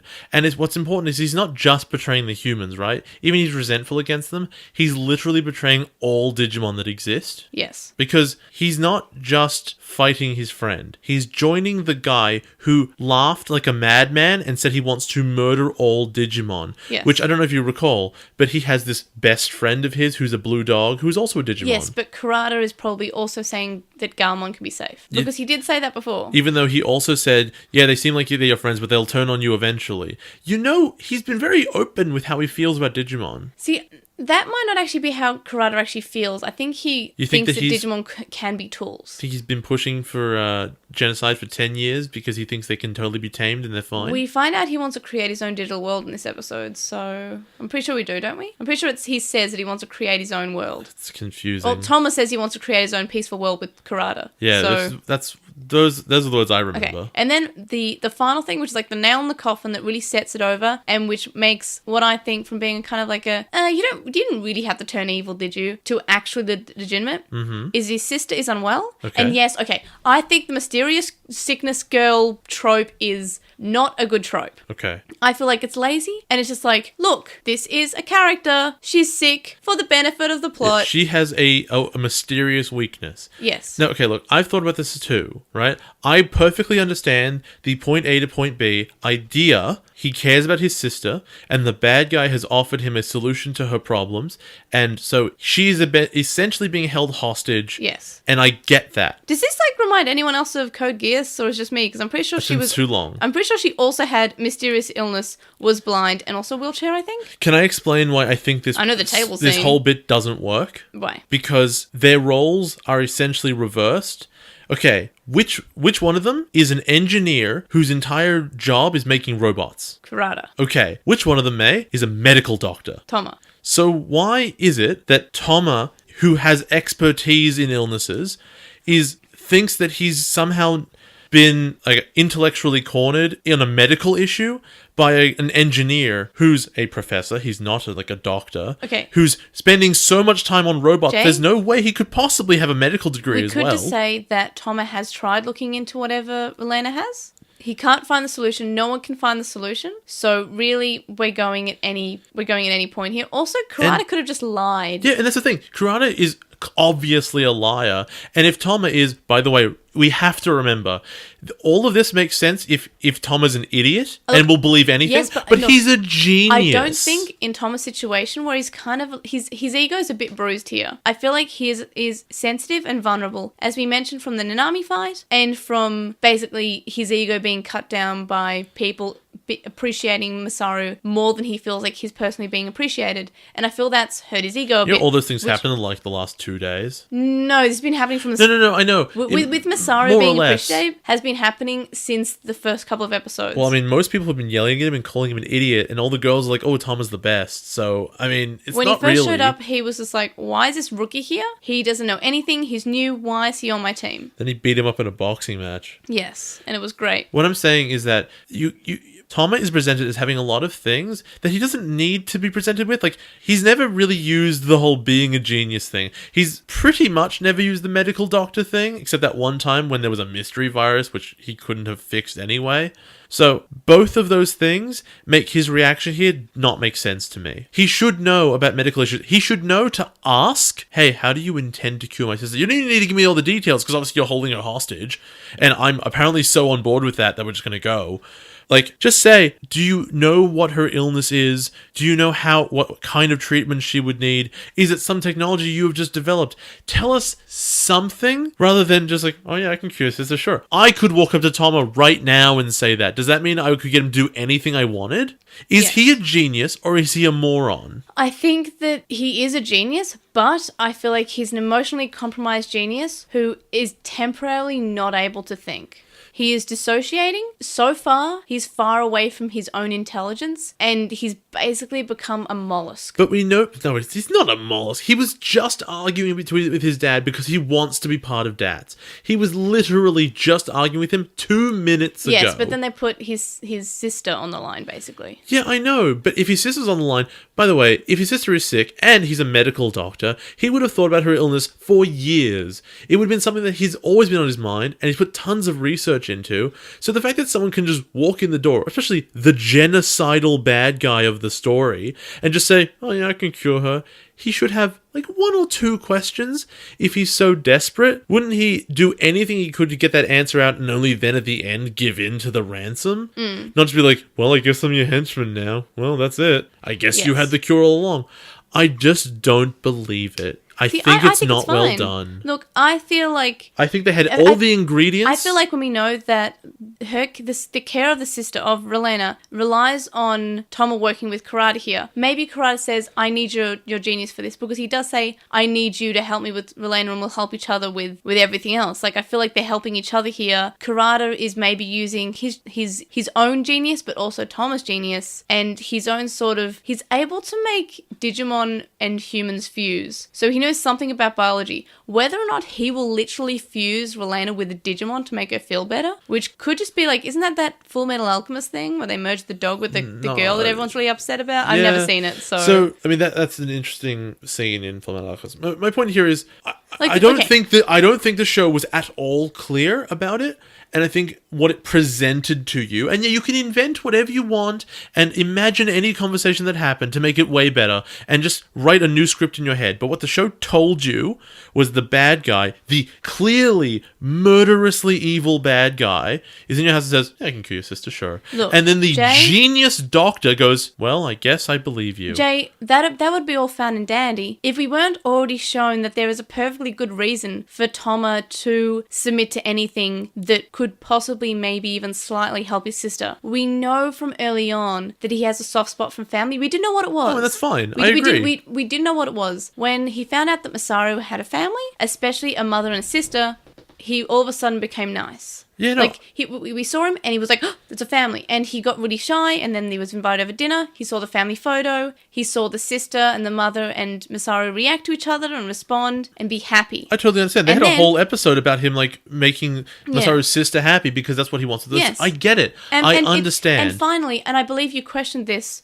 You've always said, well, I'm Joe. Why did Toma put so much... Can you not do that? Okay. Don't insult me. No, it wasn't insulting. I'm just trying to do an impression. Why did Toma put so much effort and care and time and planning into somebody who's not even his own sister? And we find out that he just has a soft spot for sisters in general. In hindsight, that makes perfect sense. Yes. Given this. And it's good. And I it's respect we know that that it makes him soft. But the problem is, he is a genius doctor who is not asking a single question, and thus his decision to completely turn again, he's not just turning on Masaru because I don't like that guy. He's now turning around and saying, I agree with Digimon genocide. And this is what I was saying about how Galmon should be, is essentially the reason he shouldn't be on board with this, even less than Galmon was, is he's arguably committing suicide. If he's on the same side as Kurata, he will die. Yes, but I don't think he's thinking about that. I think that... Galmon doesn't have the same feeling. But all of what he's thinking about right now is his sister. And yes, Kurata could be telling huge porkies in a bag of trout. But do we really know that?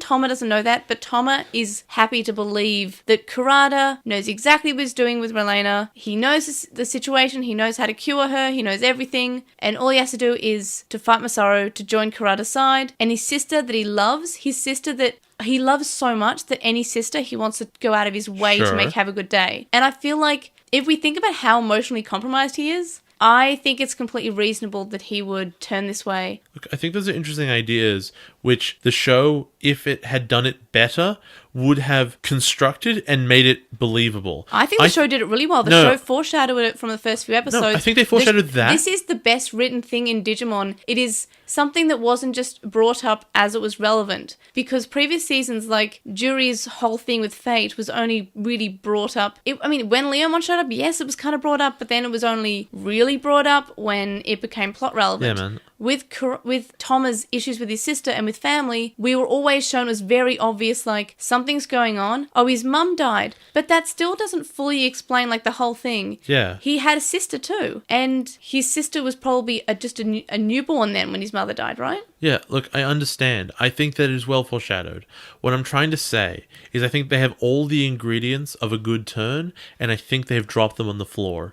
I think that they put them all together and they just didn't tell you or show you enough so that when you use what the show actually gives you on the scene that is meant to finally turn him and is meant to break his spirit so much that he thinks, you know what, Digimon genocide is totally worth it. I don't think that the idea that he just doesn't like Masaru, something that would lead him to maybe fight Masaru one-on-one, or that he isn't necessarily belonging in DATS because he maybe isn't totally on board, even then that wouldn't make him join the genocide. That would make him back off. The only thing that I really think that would do it is if they held his sister's health for ransom. But the problem is that his character, I don't think, is presented in such a way that would just accept it. Is his sister not being held for ransom? Because I definitely got that. No, that's what I'm saying. Yes. That it's it's what's happening, but it's being held in such a way, such a clear way that the guy is lying. All I need is Kurata is a 30-second scene of Kurata saying, "Look, I know what's wrong with her. Here are some ideas of how I will fix her." And the third one, which is really, really important. Here is the reason only I can do it. Here are the technologies that I have at my disposal that will fix her. I need something really solid and concrete.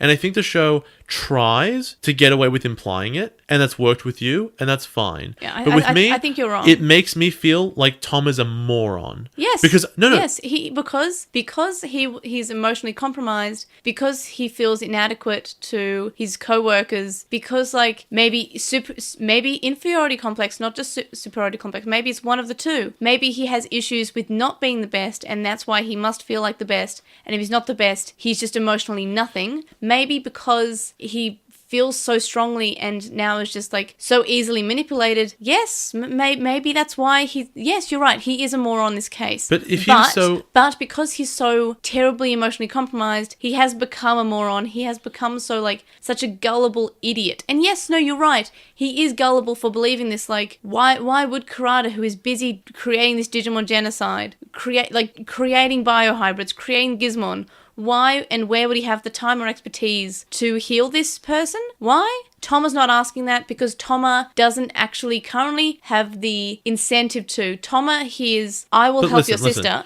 He hears, I will help your sister. I'm the only hope. I've heard Toma you. is just so distraught. Toma believes, he hears this and he May believes I it. understand what you're trying to say. But if he is so emotionally devastated that he's not in a position to think or to have really strong feelings one way or the other, how come 2 minutes before this scene happens, we are shown a scene which he very strongly argues, I want to be part of DATS. This is what's important to me. Don't tell me what to do, Dad, because this is what I do. He's clearly emotionally engaged. Yes, Jay. It's almost like they put that scene in to show you that DATS actually does mean something to Toma.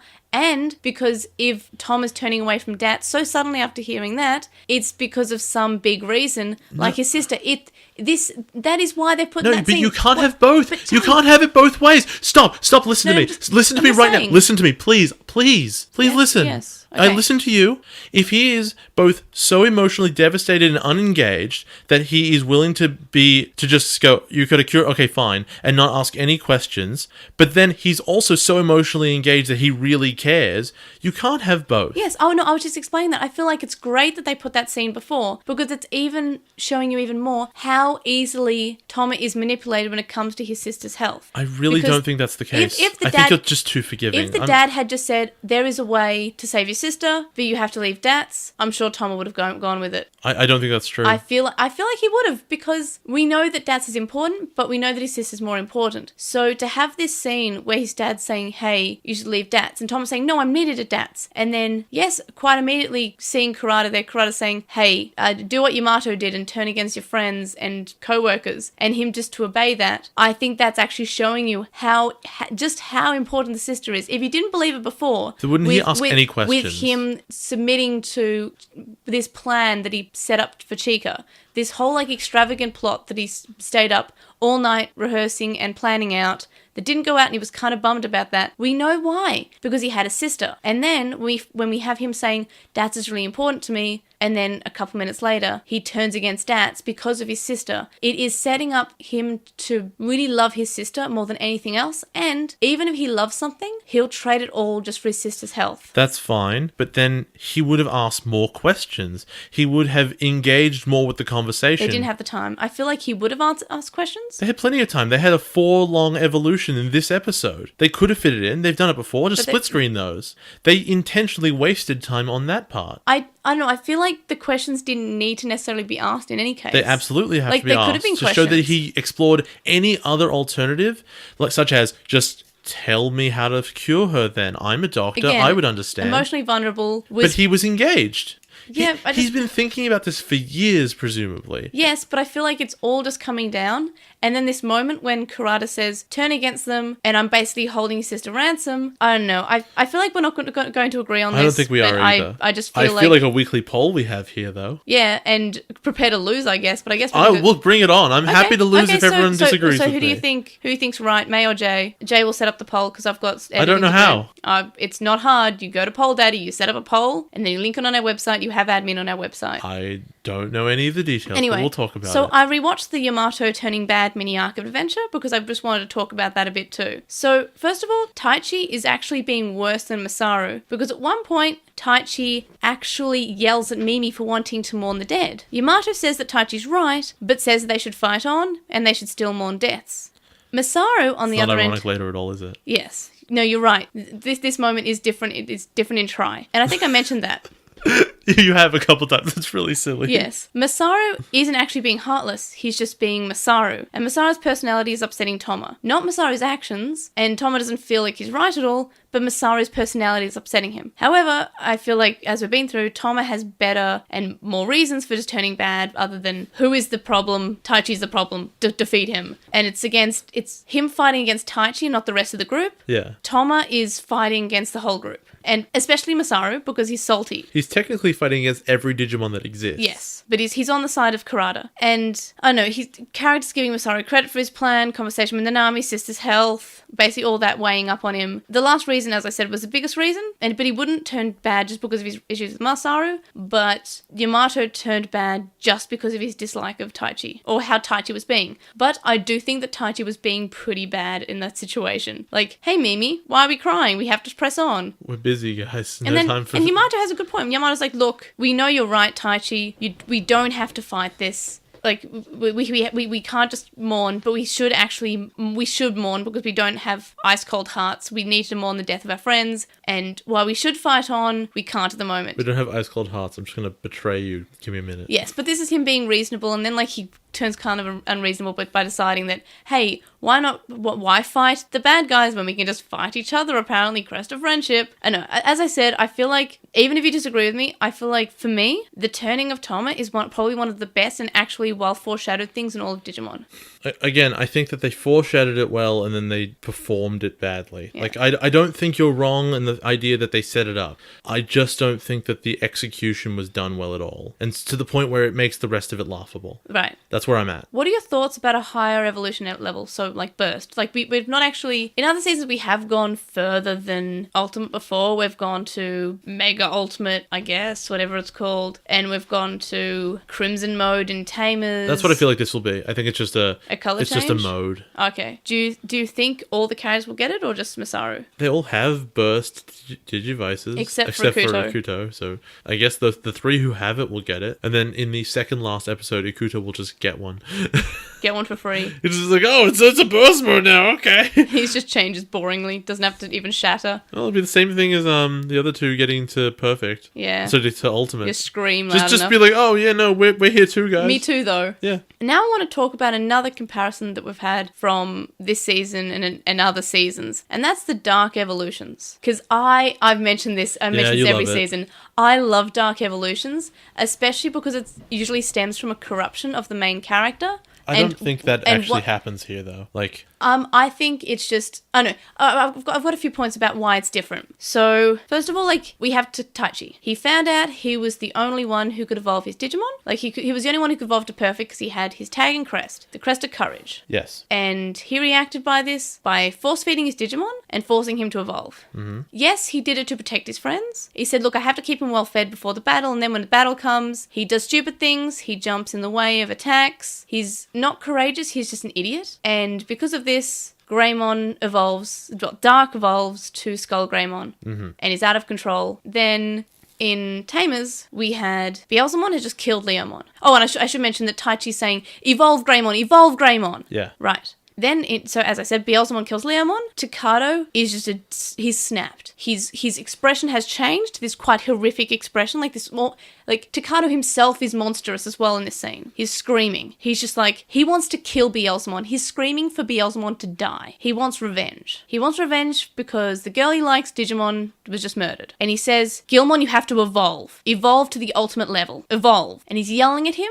And yes, while he's not like, force feeding his Digimon, and he's doing it to protect everyone. But he's not just doing it to protect everyone, he's doing it to explicitly kill Beelzemon. He wants revenge, he's angry, he wants to kill the opponent. In Adventure, Taiji didn't really want to kill the opponent, he just kind of wanted to protect his friends, and he said that he was the only one who could, and that's why he forced the evolution. Sure. In this, Takado just wants revenge. Uh-huh. So it's just sort of, it's different. And again, both of them have screamed, evolve. Sure. Like they're forcing their Digimon to evolve. And then we have Vmon. Doesn't count. Yeah, you're right. Nothing happened. Still It annoyed by that. Should have. Still bitter. Okay. Okay. So I think that Masaru's Dark Evolution is definitely more like Takado's in the way that it was brought on by intense anger. But so was his ultimate evolution. To the perfect, yes. It was different. And we did have some people say, hey, why are we talking about how it should have been a Dark Evolution? But because when we had that evolution to perfect, Masaru's intent was we have to be strong. We have to protect Chica and Sayuri because Chica and Sayuri were there. Because this was Pyomon they were fighting. So I'm thinking of the time that they evolved them when they were in Bancho Leomon's shack. Oh, no, that was to protect Agumon. I guess it was. He screamed and he exploded the shed because Thunderbirdmon was holding Agumon and says, I'm going to kill Agumon and you're trapped in there. Sure. So that was to protect his Digimon. Okay. And again, you're right. It's still sort of like the intense anger, but it was to protect. Sure. He was using his anger. Oh, I forgot that that's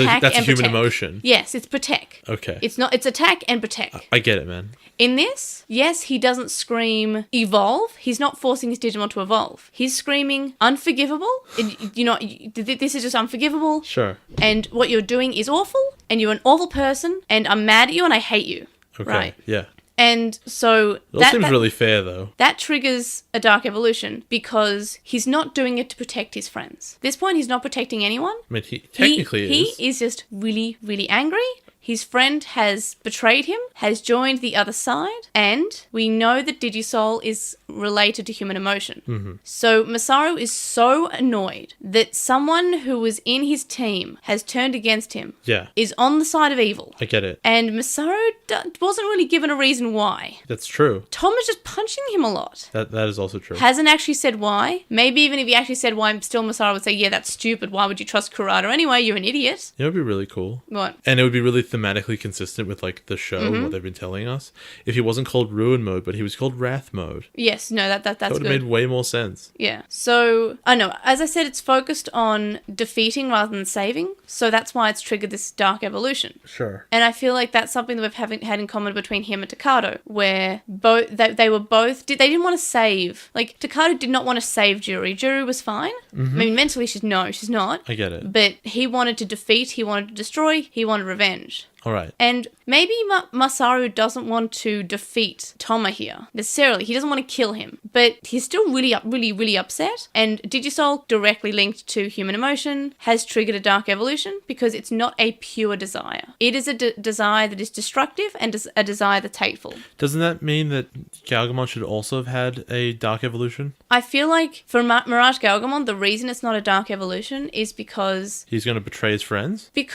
Toma's desire he still wants to help his sister. That's not a negative thing. It is a nice thing. Yes, he's joined the side of evil. But isn't he forcing it? If you're saying he's trying to convince himself, so he's not, like, fully on board. No, if his conscious mind's there but his emotions aren't, wouldn't that still lead to something weird? I feel like he's solely motivated by saving his sister. So all his emotions right now are to do with saving his sister. He is letting those take control. And those are not dark emotions. That they are not evil emotions. That's pure. That is saving someone. Yeah, but working for the Genocidal Maniac. I thought that in Adventure, I always thought that where Garurumon should have dark evolved there. Yeah, I definitely think so as well. Because he was saying, if you want to do this, I will dark evolve for you. And Yamato was just about, I want to kill Taichi and take his place. Which is I'll dark evolve for you. It's a very dark thought for an 11-year-old to have. Like, yes, I will kill my best friend so I can take his place. It's not his best friend. They are acquaintances. Crest of friendship.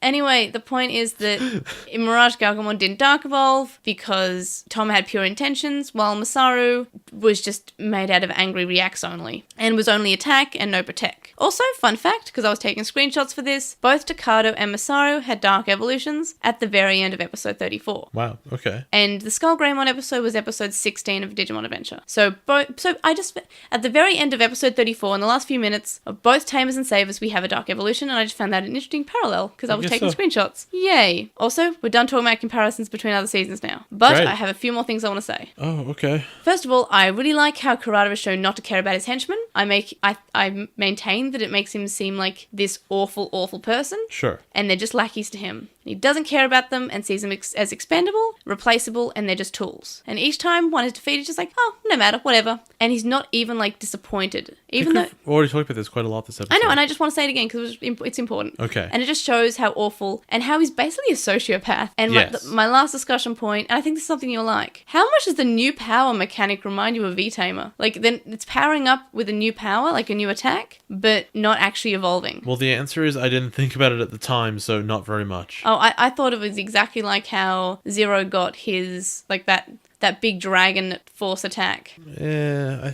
not. I guess I didn't really feel it. I know, it just reminded me. Because the difference is like a new attack in the context of a strategic story where all your battles are fought in a certain way. It's interesting because it adds a new element. Also, which is different, A, from developing a new part of your body, which is a sword. Okay, that's very different. And B, in a story that's all about, oh, I guess I just hit you harder. So that's what evolution has always been in this story, so this is just, it's a semi-evolution, right? Yes. So it doesn't matter.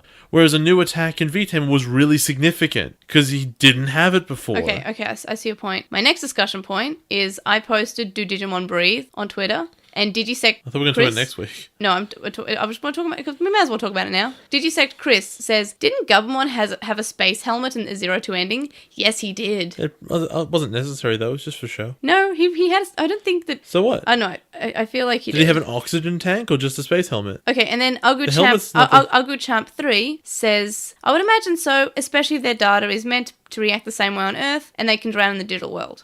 Well, they can't drown in the digital world, first of all. Second of all... Do we know they can't? Your space helmet would be useful to be able to let you speak. Yes. To hold those things and have atmosphere inside that at least would let voice move across. Because if you're in a vacuum, it would still maybe suck your eyes out. I see your point. The screenshot of the week this week, which Jay doesn't have one, so I guess I'll just give him one of mine. I can tell you what mine will be. I can go get it. Well, just use one of mine. It's Relena feeling up Galmon's chest. Yeah, I already have that one, so you're allowed that one. Sweet. Anyway, mine is a GIF that I made, and it's Pumpmon and Gizmon's face. I don't know, it's a really great scene in general. Pump Gizmons. Because the characters act like the Pumpmon are going to die to the Gizmon, and they kill the Dismon because, yep, duh, they're perfect levels, they're very strong. So, and yours is just his soft... Grabby. It's like you can't just grab the dog's titties like that. That was also a great scene, right? Yeah, I guess. It was very cute because he's a dog. Like it's Relena reacts to dogs how I react to dogs by just like touching them all over and saying, "Can we be friends?" Because honestly, I met 2 Kelpies today. And like I stopped my run, which by the way, You're pretty much an 8-year-old. I don't stop my run for anyone. I stopped my music. I was listening to the Moncast. Shout out to Sam and Stevie. I stopped my run, stopped my podcast, and there was some dogs, and I said, "Hello, little dogs." Okay. I'm glad dogs gave me kisses. Everyone's glad. They gave me so many. But there were 2 Kelpies. I have already heard this a bunch of times. I was so happy. I had to email Jay immediately and take photos. It was cute. Anyway, Digimon introduced. We have Biodoctramon. Honestly, it's so unmemorable. It's just a weird power suit. My OC's partner evolves to Doctramon. Well, actually, merges with me to become Doctramon. Oh my god, you're such a Not nerd. Biodoctramon, just Doctramon. It's my Dracomon Thea. She goes Thea, I'm Airdramon, aware. Gigadramon, Yes, thank you. Doctramon, and without me, she's just Mugendramon. Okay, and then the Darkness merge with me is Chaosdramon. That's awesome. Join our Slack if you want to see that. I need to get back into the roleplay more. I've been behind, like so behind. Last time I gave my character a tattoo by hacking my own programming. Oh my god. Because you could do that. Because I made my character like a super hacker. Anyway, alright. So what about Shine Greymon Ruin Mode? It's great. It's a grey version. It's got blobbies. Like basically, it actually looks pretty cool. It's monochrome. It's good. Yeah, it is good. It is like if you think about a darkness evolution, it doesn't necessarily have to just be. Well, this isn't a dark evolution. This is a mode, right? That's the difference. This isn't Greymon versus Skull Greymon. This is Greymon. Virus mode is blue. Yes. Okay, that's the difference. Right. It's just a color swap, but I don't think he's necessarily happy. For Postmon Pat this week, first up we have a weekly poll, and the question was, which plant was better at convincing a blonde to hate his friends? Oh yeah. So Jay will read the comments, and I will read out the results. Riku says, how the hell is there even a contest? Nanami at least had some slightly cohesive reasoning for getting Tom at a heel turn. What did Cherrymon have? Oh, this is your problem. Go kill this kid. And Elivorg said, I mean, assuming your question is which was written better, then obviously Nanami. But your question makes it sound like you're asking who literally did a better job of convincing the blonde to heel turn. In which case, it's objectively Doraemon because he actually did convince Matt, whereas Nanami didn't. They're still voting for Nanami though because they assume the actual intent of the question was the former. To be fair, I don't know. I thought it was like who did a better job, but yeah, you're right. Then Doraemon would have won because amazing. Yeah. All right. So we only had 18 total votes for that, which isn't too bad, but I like to get more than 20. So the winner was by Lotusmon by 2 votes. So Pretty it's 10 close. to 18. 10 to 8, making up 18. So that was pretty close. Would you like to read with the will? Sure, we got one with Will from Takeshi55, who says their thoughts on the main asking our thoughts on the main protagonist syndrome and special snowflake syndrome. Can you tell me what that means? So it's like how the main protagonist is like always powered up, like Taichi Daisuke, powered up, gets all the plot, and the special snowflake is the 6th ranger who comes in, is a Jesus child, basically. Well, we don't have one of those right now, but also, I guess our thoughts on it in general. I think that Digimon does both badly, but it is easy enough to do it well, where the main character is... V-Tamer does it well. Where the main character gets all these... Yeah, V-Tamer does it well. Because we both have a character who's main protagonist, right? Yeah. We have Taichi. And then we have Special Snowflake, I guess it's Ray, but even so, I don't really think so. I think Special Snowflake is the wrong way to... I think... It makes sense in Digimon, but like... I feel like basically sick child who helps main character overcome things. I don't know, that's really specific still. I can't think of it really outside of Digimon. Like, I don't think that the main character being the coolest guy with the best powers is necessarily a bad thing if it's done well. Like, in Gurren Lagann, it's done really well. It's done great. And you can tell, like... But you also love all of the side characters. You love them all. And, like, My Hero Academia is the same. You love the main character in that. He's great. But all the side characters are really cool. Even the really minor ones. People really love them. We see them cosplaying around. It's sweet. Even characters who are barely there, you're right. Yeah. So it's not a problem that the main character gets all the cool stuff happen to them and they're the best. It's that it's much more a complete neglect of all the other characters, which is only, I think, Digimon does, which is weird because it wastes so much time on all this other crap. It really could be building up their characters, which obviously you tend to think that they did for Toma. They did it okay, but Yoshi, who the hell is she? We've got a little bit of information on her, but like, it's really hard to predict how she'll react to things. Like, I would never have expected her to have this sort of reaction when we had, God, what was his name? The pop star guy. Like, Neo. Like, wait, no, Neon. Neo's from, none of the reactions in that episode like sort of seemed like they were to her character, and ever since they also don't seem like it. But apparently that's what she acts like, and it's confusing because they don't spend a good amount of time fleshing her out. And like, then who else is there? I guess there's Ikuto, but he's new, and also they keep sending him off to be in the background, and you don't know what's going on with him, and they don't follow him anymore because we've already solved his problem. He found his parents. So I don't know. That's sort of where I feel. And the special snowflake thing, I don't even know how to answer that. I need a more specific question, honestly. Because if it's a Digimon thing, then like, I don't know, Kari's cool. I don't know what you want here. And they go on to say, they're rewatching 02 and they feels very sorry for Daisuke in the episode where he got the Digimental of Friendship. Takeru is mad that he's wasting time and it makes it look like Daisuke doesn't care for Digimon. Well, you shouldn't feel sorry for Davis because he's bad. He's a bad protagonist and I don't like him. Also, it's almost like 02 is not written fantastically. Yeah, it's really I not. feel like maybe if 02 was written better, maybe we would be more on Daisuke's side of, hey, don't start fights with your friends. But Maybe. The writing didn't do it justice. Maybe if it had the same writing as Savers, maybe we would say more positive stuff about 02. Maybe. We got one from Chuckmon who says, they really like the Hyperbio extra evolutions, especially Bio Spinamon. So mouthy, though. He's pretty cool, and the lack of a moving mouth... Well, he's not that mouthy then. While talking makes him so kaiju. I don't think kaiju talk. And gives the ability to the dub to have him talk even more. Bio Lotusmon has a really nice design too. Episode 31 sub ended amazingly. Toma wondering why what Nanami said bothers him so much. And the quote is, getting the Digimon knocked out of you. While hilarious, seems quite lame as a premise. And I doubt the Savers will explain why or how, after being beaten, the bioevolutions somehow get separated into human and Digitama. Oh well. Yeah, they probably don't explain that. I'm not even sure we'll ever see them again, really. We go on Tumblr from an Anonymon who says, this is really late feedback in regards to Tamers, but they thought that they'd try to defend Juri a little. Wow, this is really late, since I remember Jay being frustrated with her characterization at the end of the series.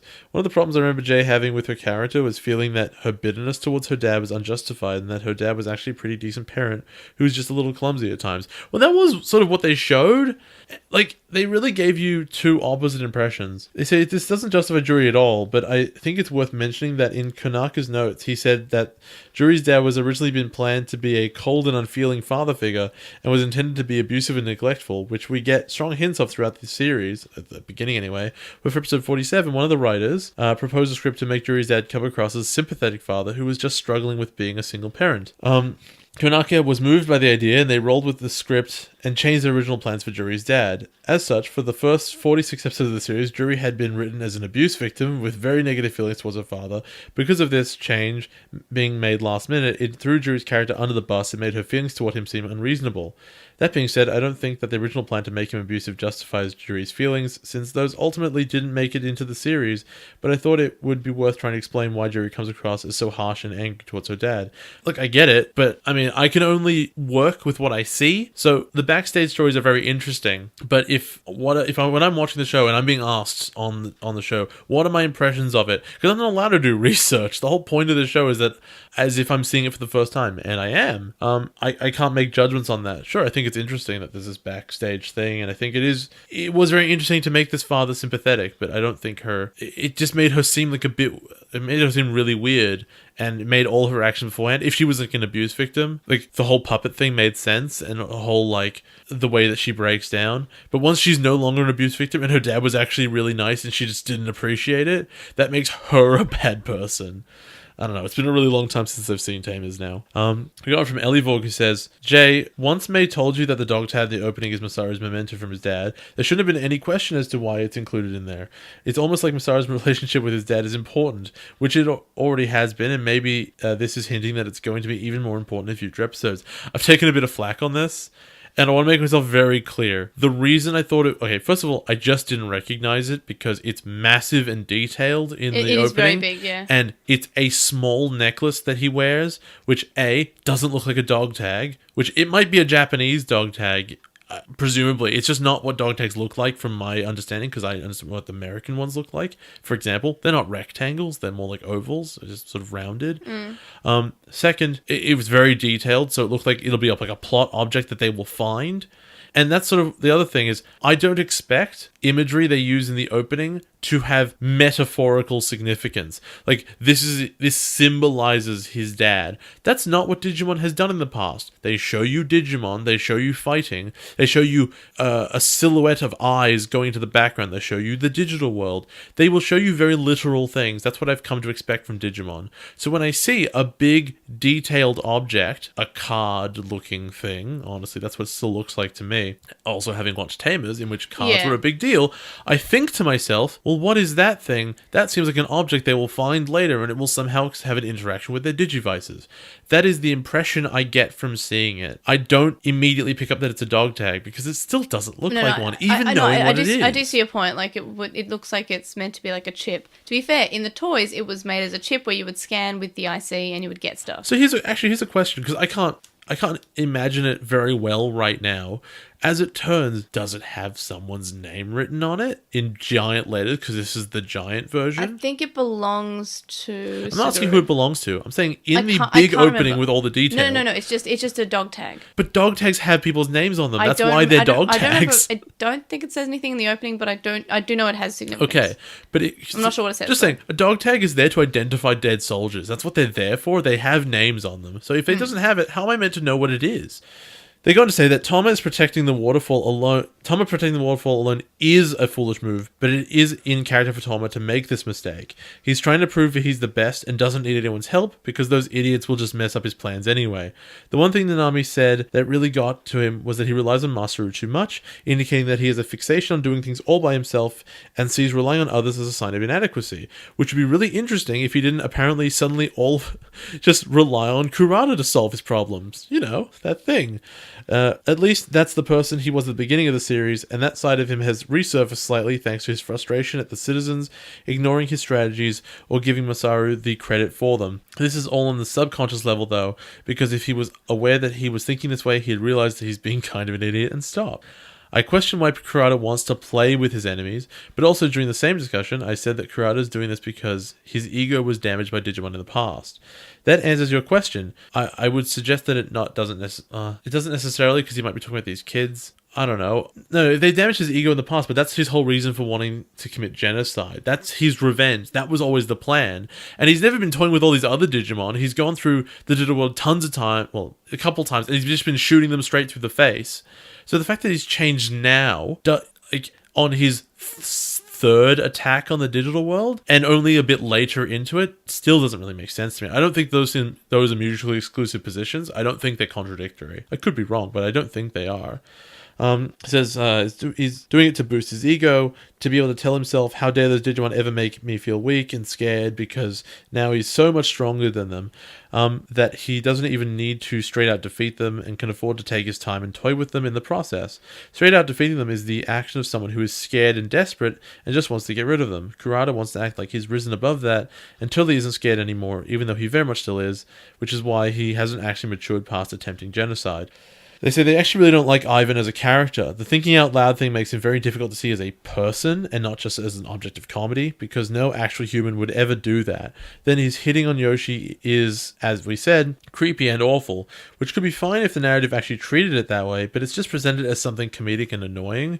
The part where he's suppressing his heart in order to murder Digimon for money to support his siblings is on paper pretty interesting, I appreciate the effort, but it just falls a little flat for me when the rest of his character is so at odds with that. It's such a shame when every other character in the series is so well written. Yes, Kurata included in my opinion. Shush.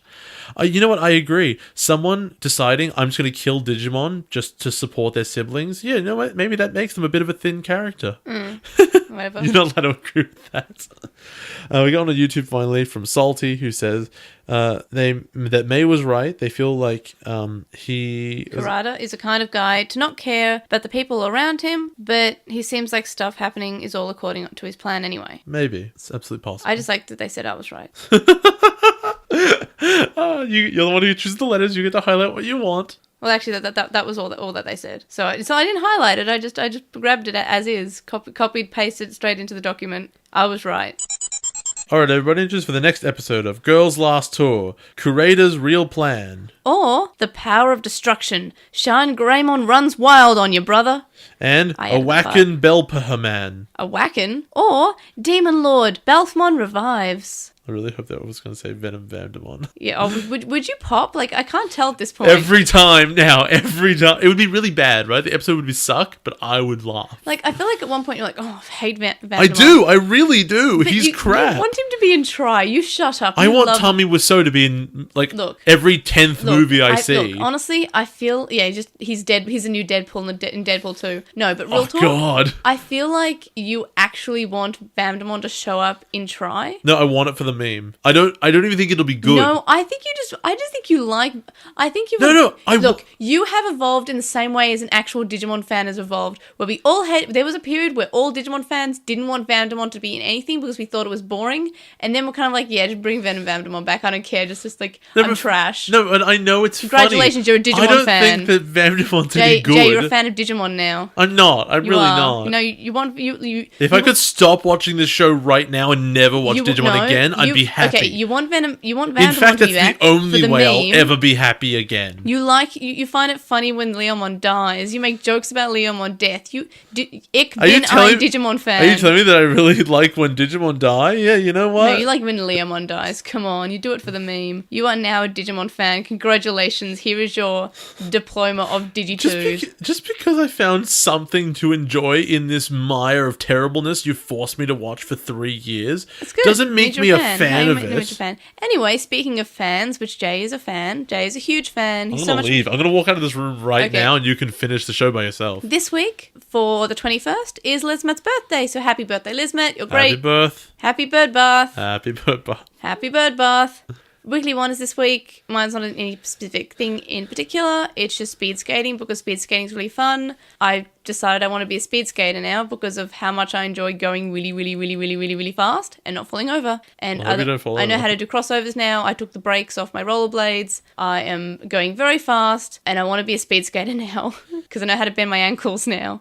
I don't have a video game or whatever, so I'm going to also say a physical activity. Powerlifting is good. Powerlifting? Wow, we're being really exercise-friendly people this week. I missed the gym session this week. I feel bad. Even though it's been like we had 3 days of 30 degrees and then 2 days under 20 degrees and raining. Thanks Melbourne. Thanks. Only in Melbourne can you go to like 36 degrees to 10 degrees in like a couple of minutes. Yeah, it's really nuts. Like, oh, it's hailing now. There's ice coming from the sky. They're very big balls. Oh, now it's freezing cold. Oh, and now the sun's out. How did this happen? Oh, God, it's hot. Oh, I was wearing a jacket. Oh, God, now I'm going to suffocate. Dress in layers. Thanks, Melbourne, All for right. having springtime. Weekly polls this week, there, I guess, are 3 weekly polls. We have the Who Do You Agree With, May or J, about Toma being turning. Is it good?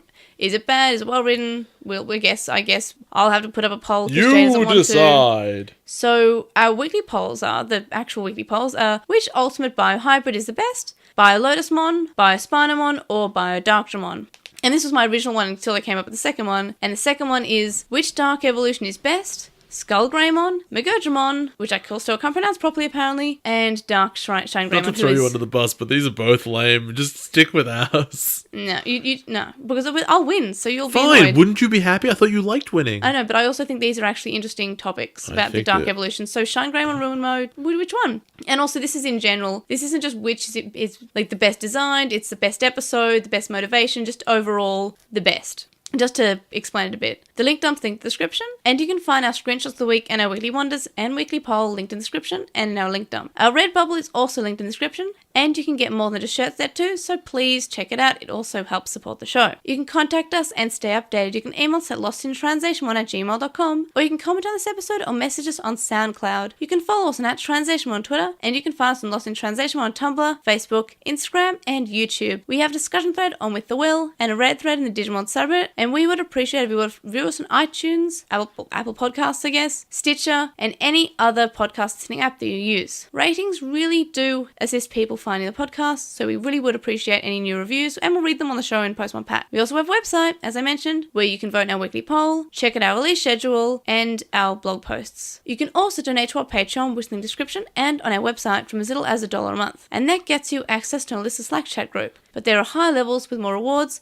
such as notes, early episodes, and more. And thank you to our Patreon supporters, Sam Krieger, who has a podcast called The Moncast with Stevie, who is also Stevie Padmon on Tumblr and is currently taking commissions there, Wuqinglong, you can find at twitch.tv/Wuqinglong, Metalmamimon, Joe, Penguin Mage, Anime Guy, who is Anime Guy Kurosaki and the number 1 on YouTube, Chuckmon, Hiro Lado, who's at Hiro Lado on Twitter, Jason Morosky, Ryuchi, who's Frost Magic and Archive of Our Own, Stephen Reeves, who's at Wildwing64 on Twitter, Kaidawashi, Mac, Noam, Riku, Chisai, who you can follow at Chisai236 on Tumblr, Kyle, the Lady Bugman, whose anime blog you can read at bagubaragu.wordpress.com, Smallwolfie, who's on Tapastic as Smallwolfie and has a comic there called Eden the Melancholy, Glitchgoat, Azra McCool, Gene Hackmon, Matthew, Anthony, who's at AntoClassic on Twitter, Lizmet, who's Elecmon on Tumblr, Sithobi, Ellivorg, who's Ellivorg on Tumblr, Sporky McForkinspoon, who hosts a Digimon podcast called Going Digital, Megan, Kyliak, Neobu, Jams, The Time Optimist,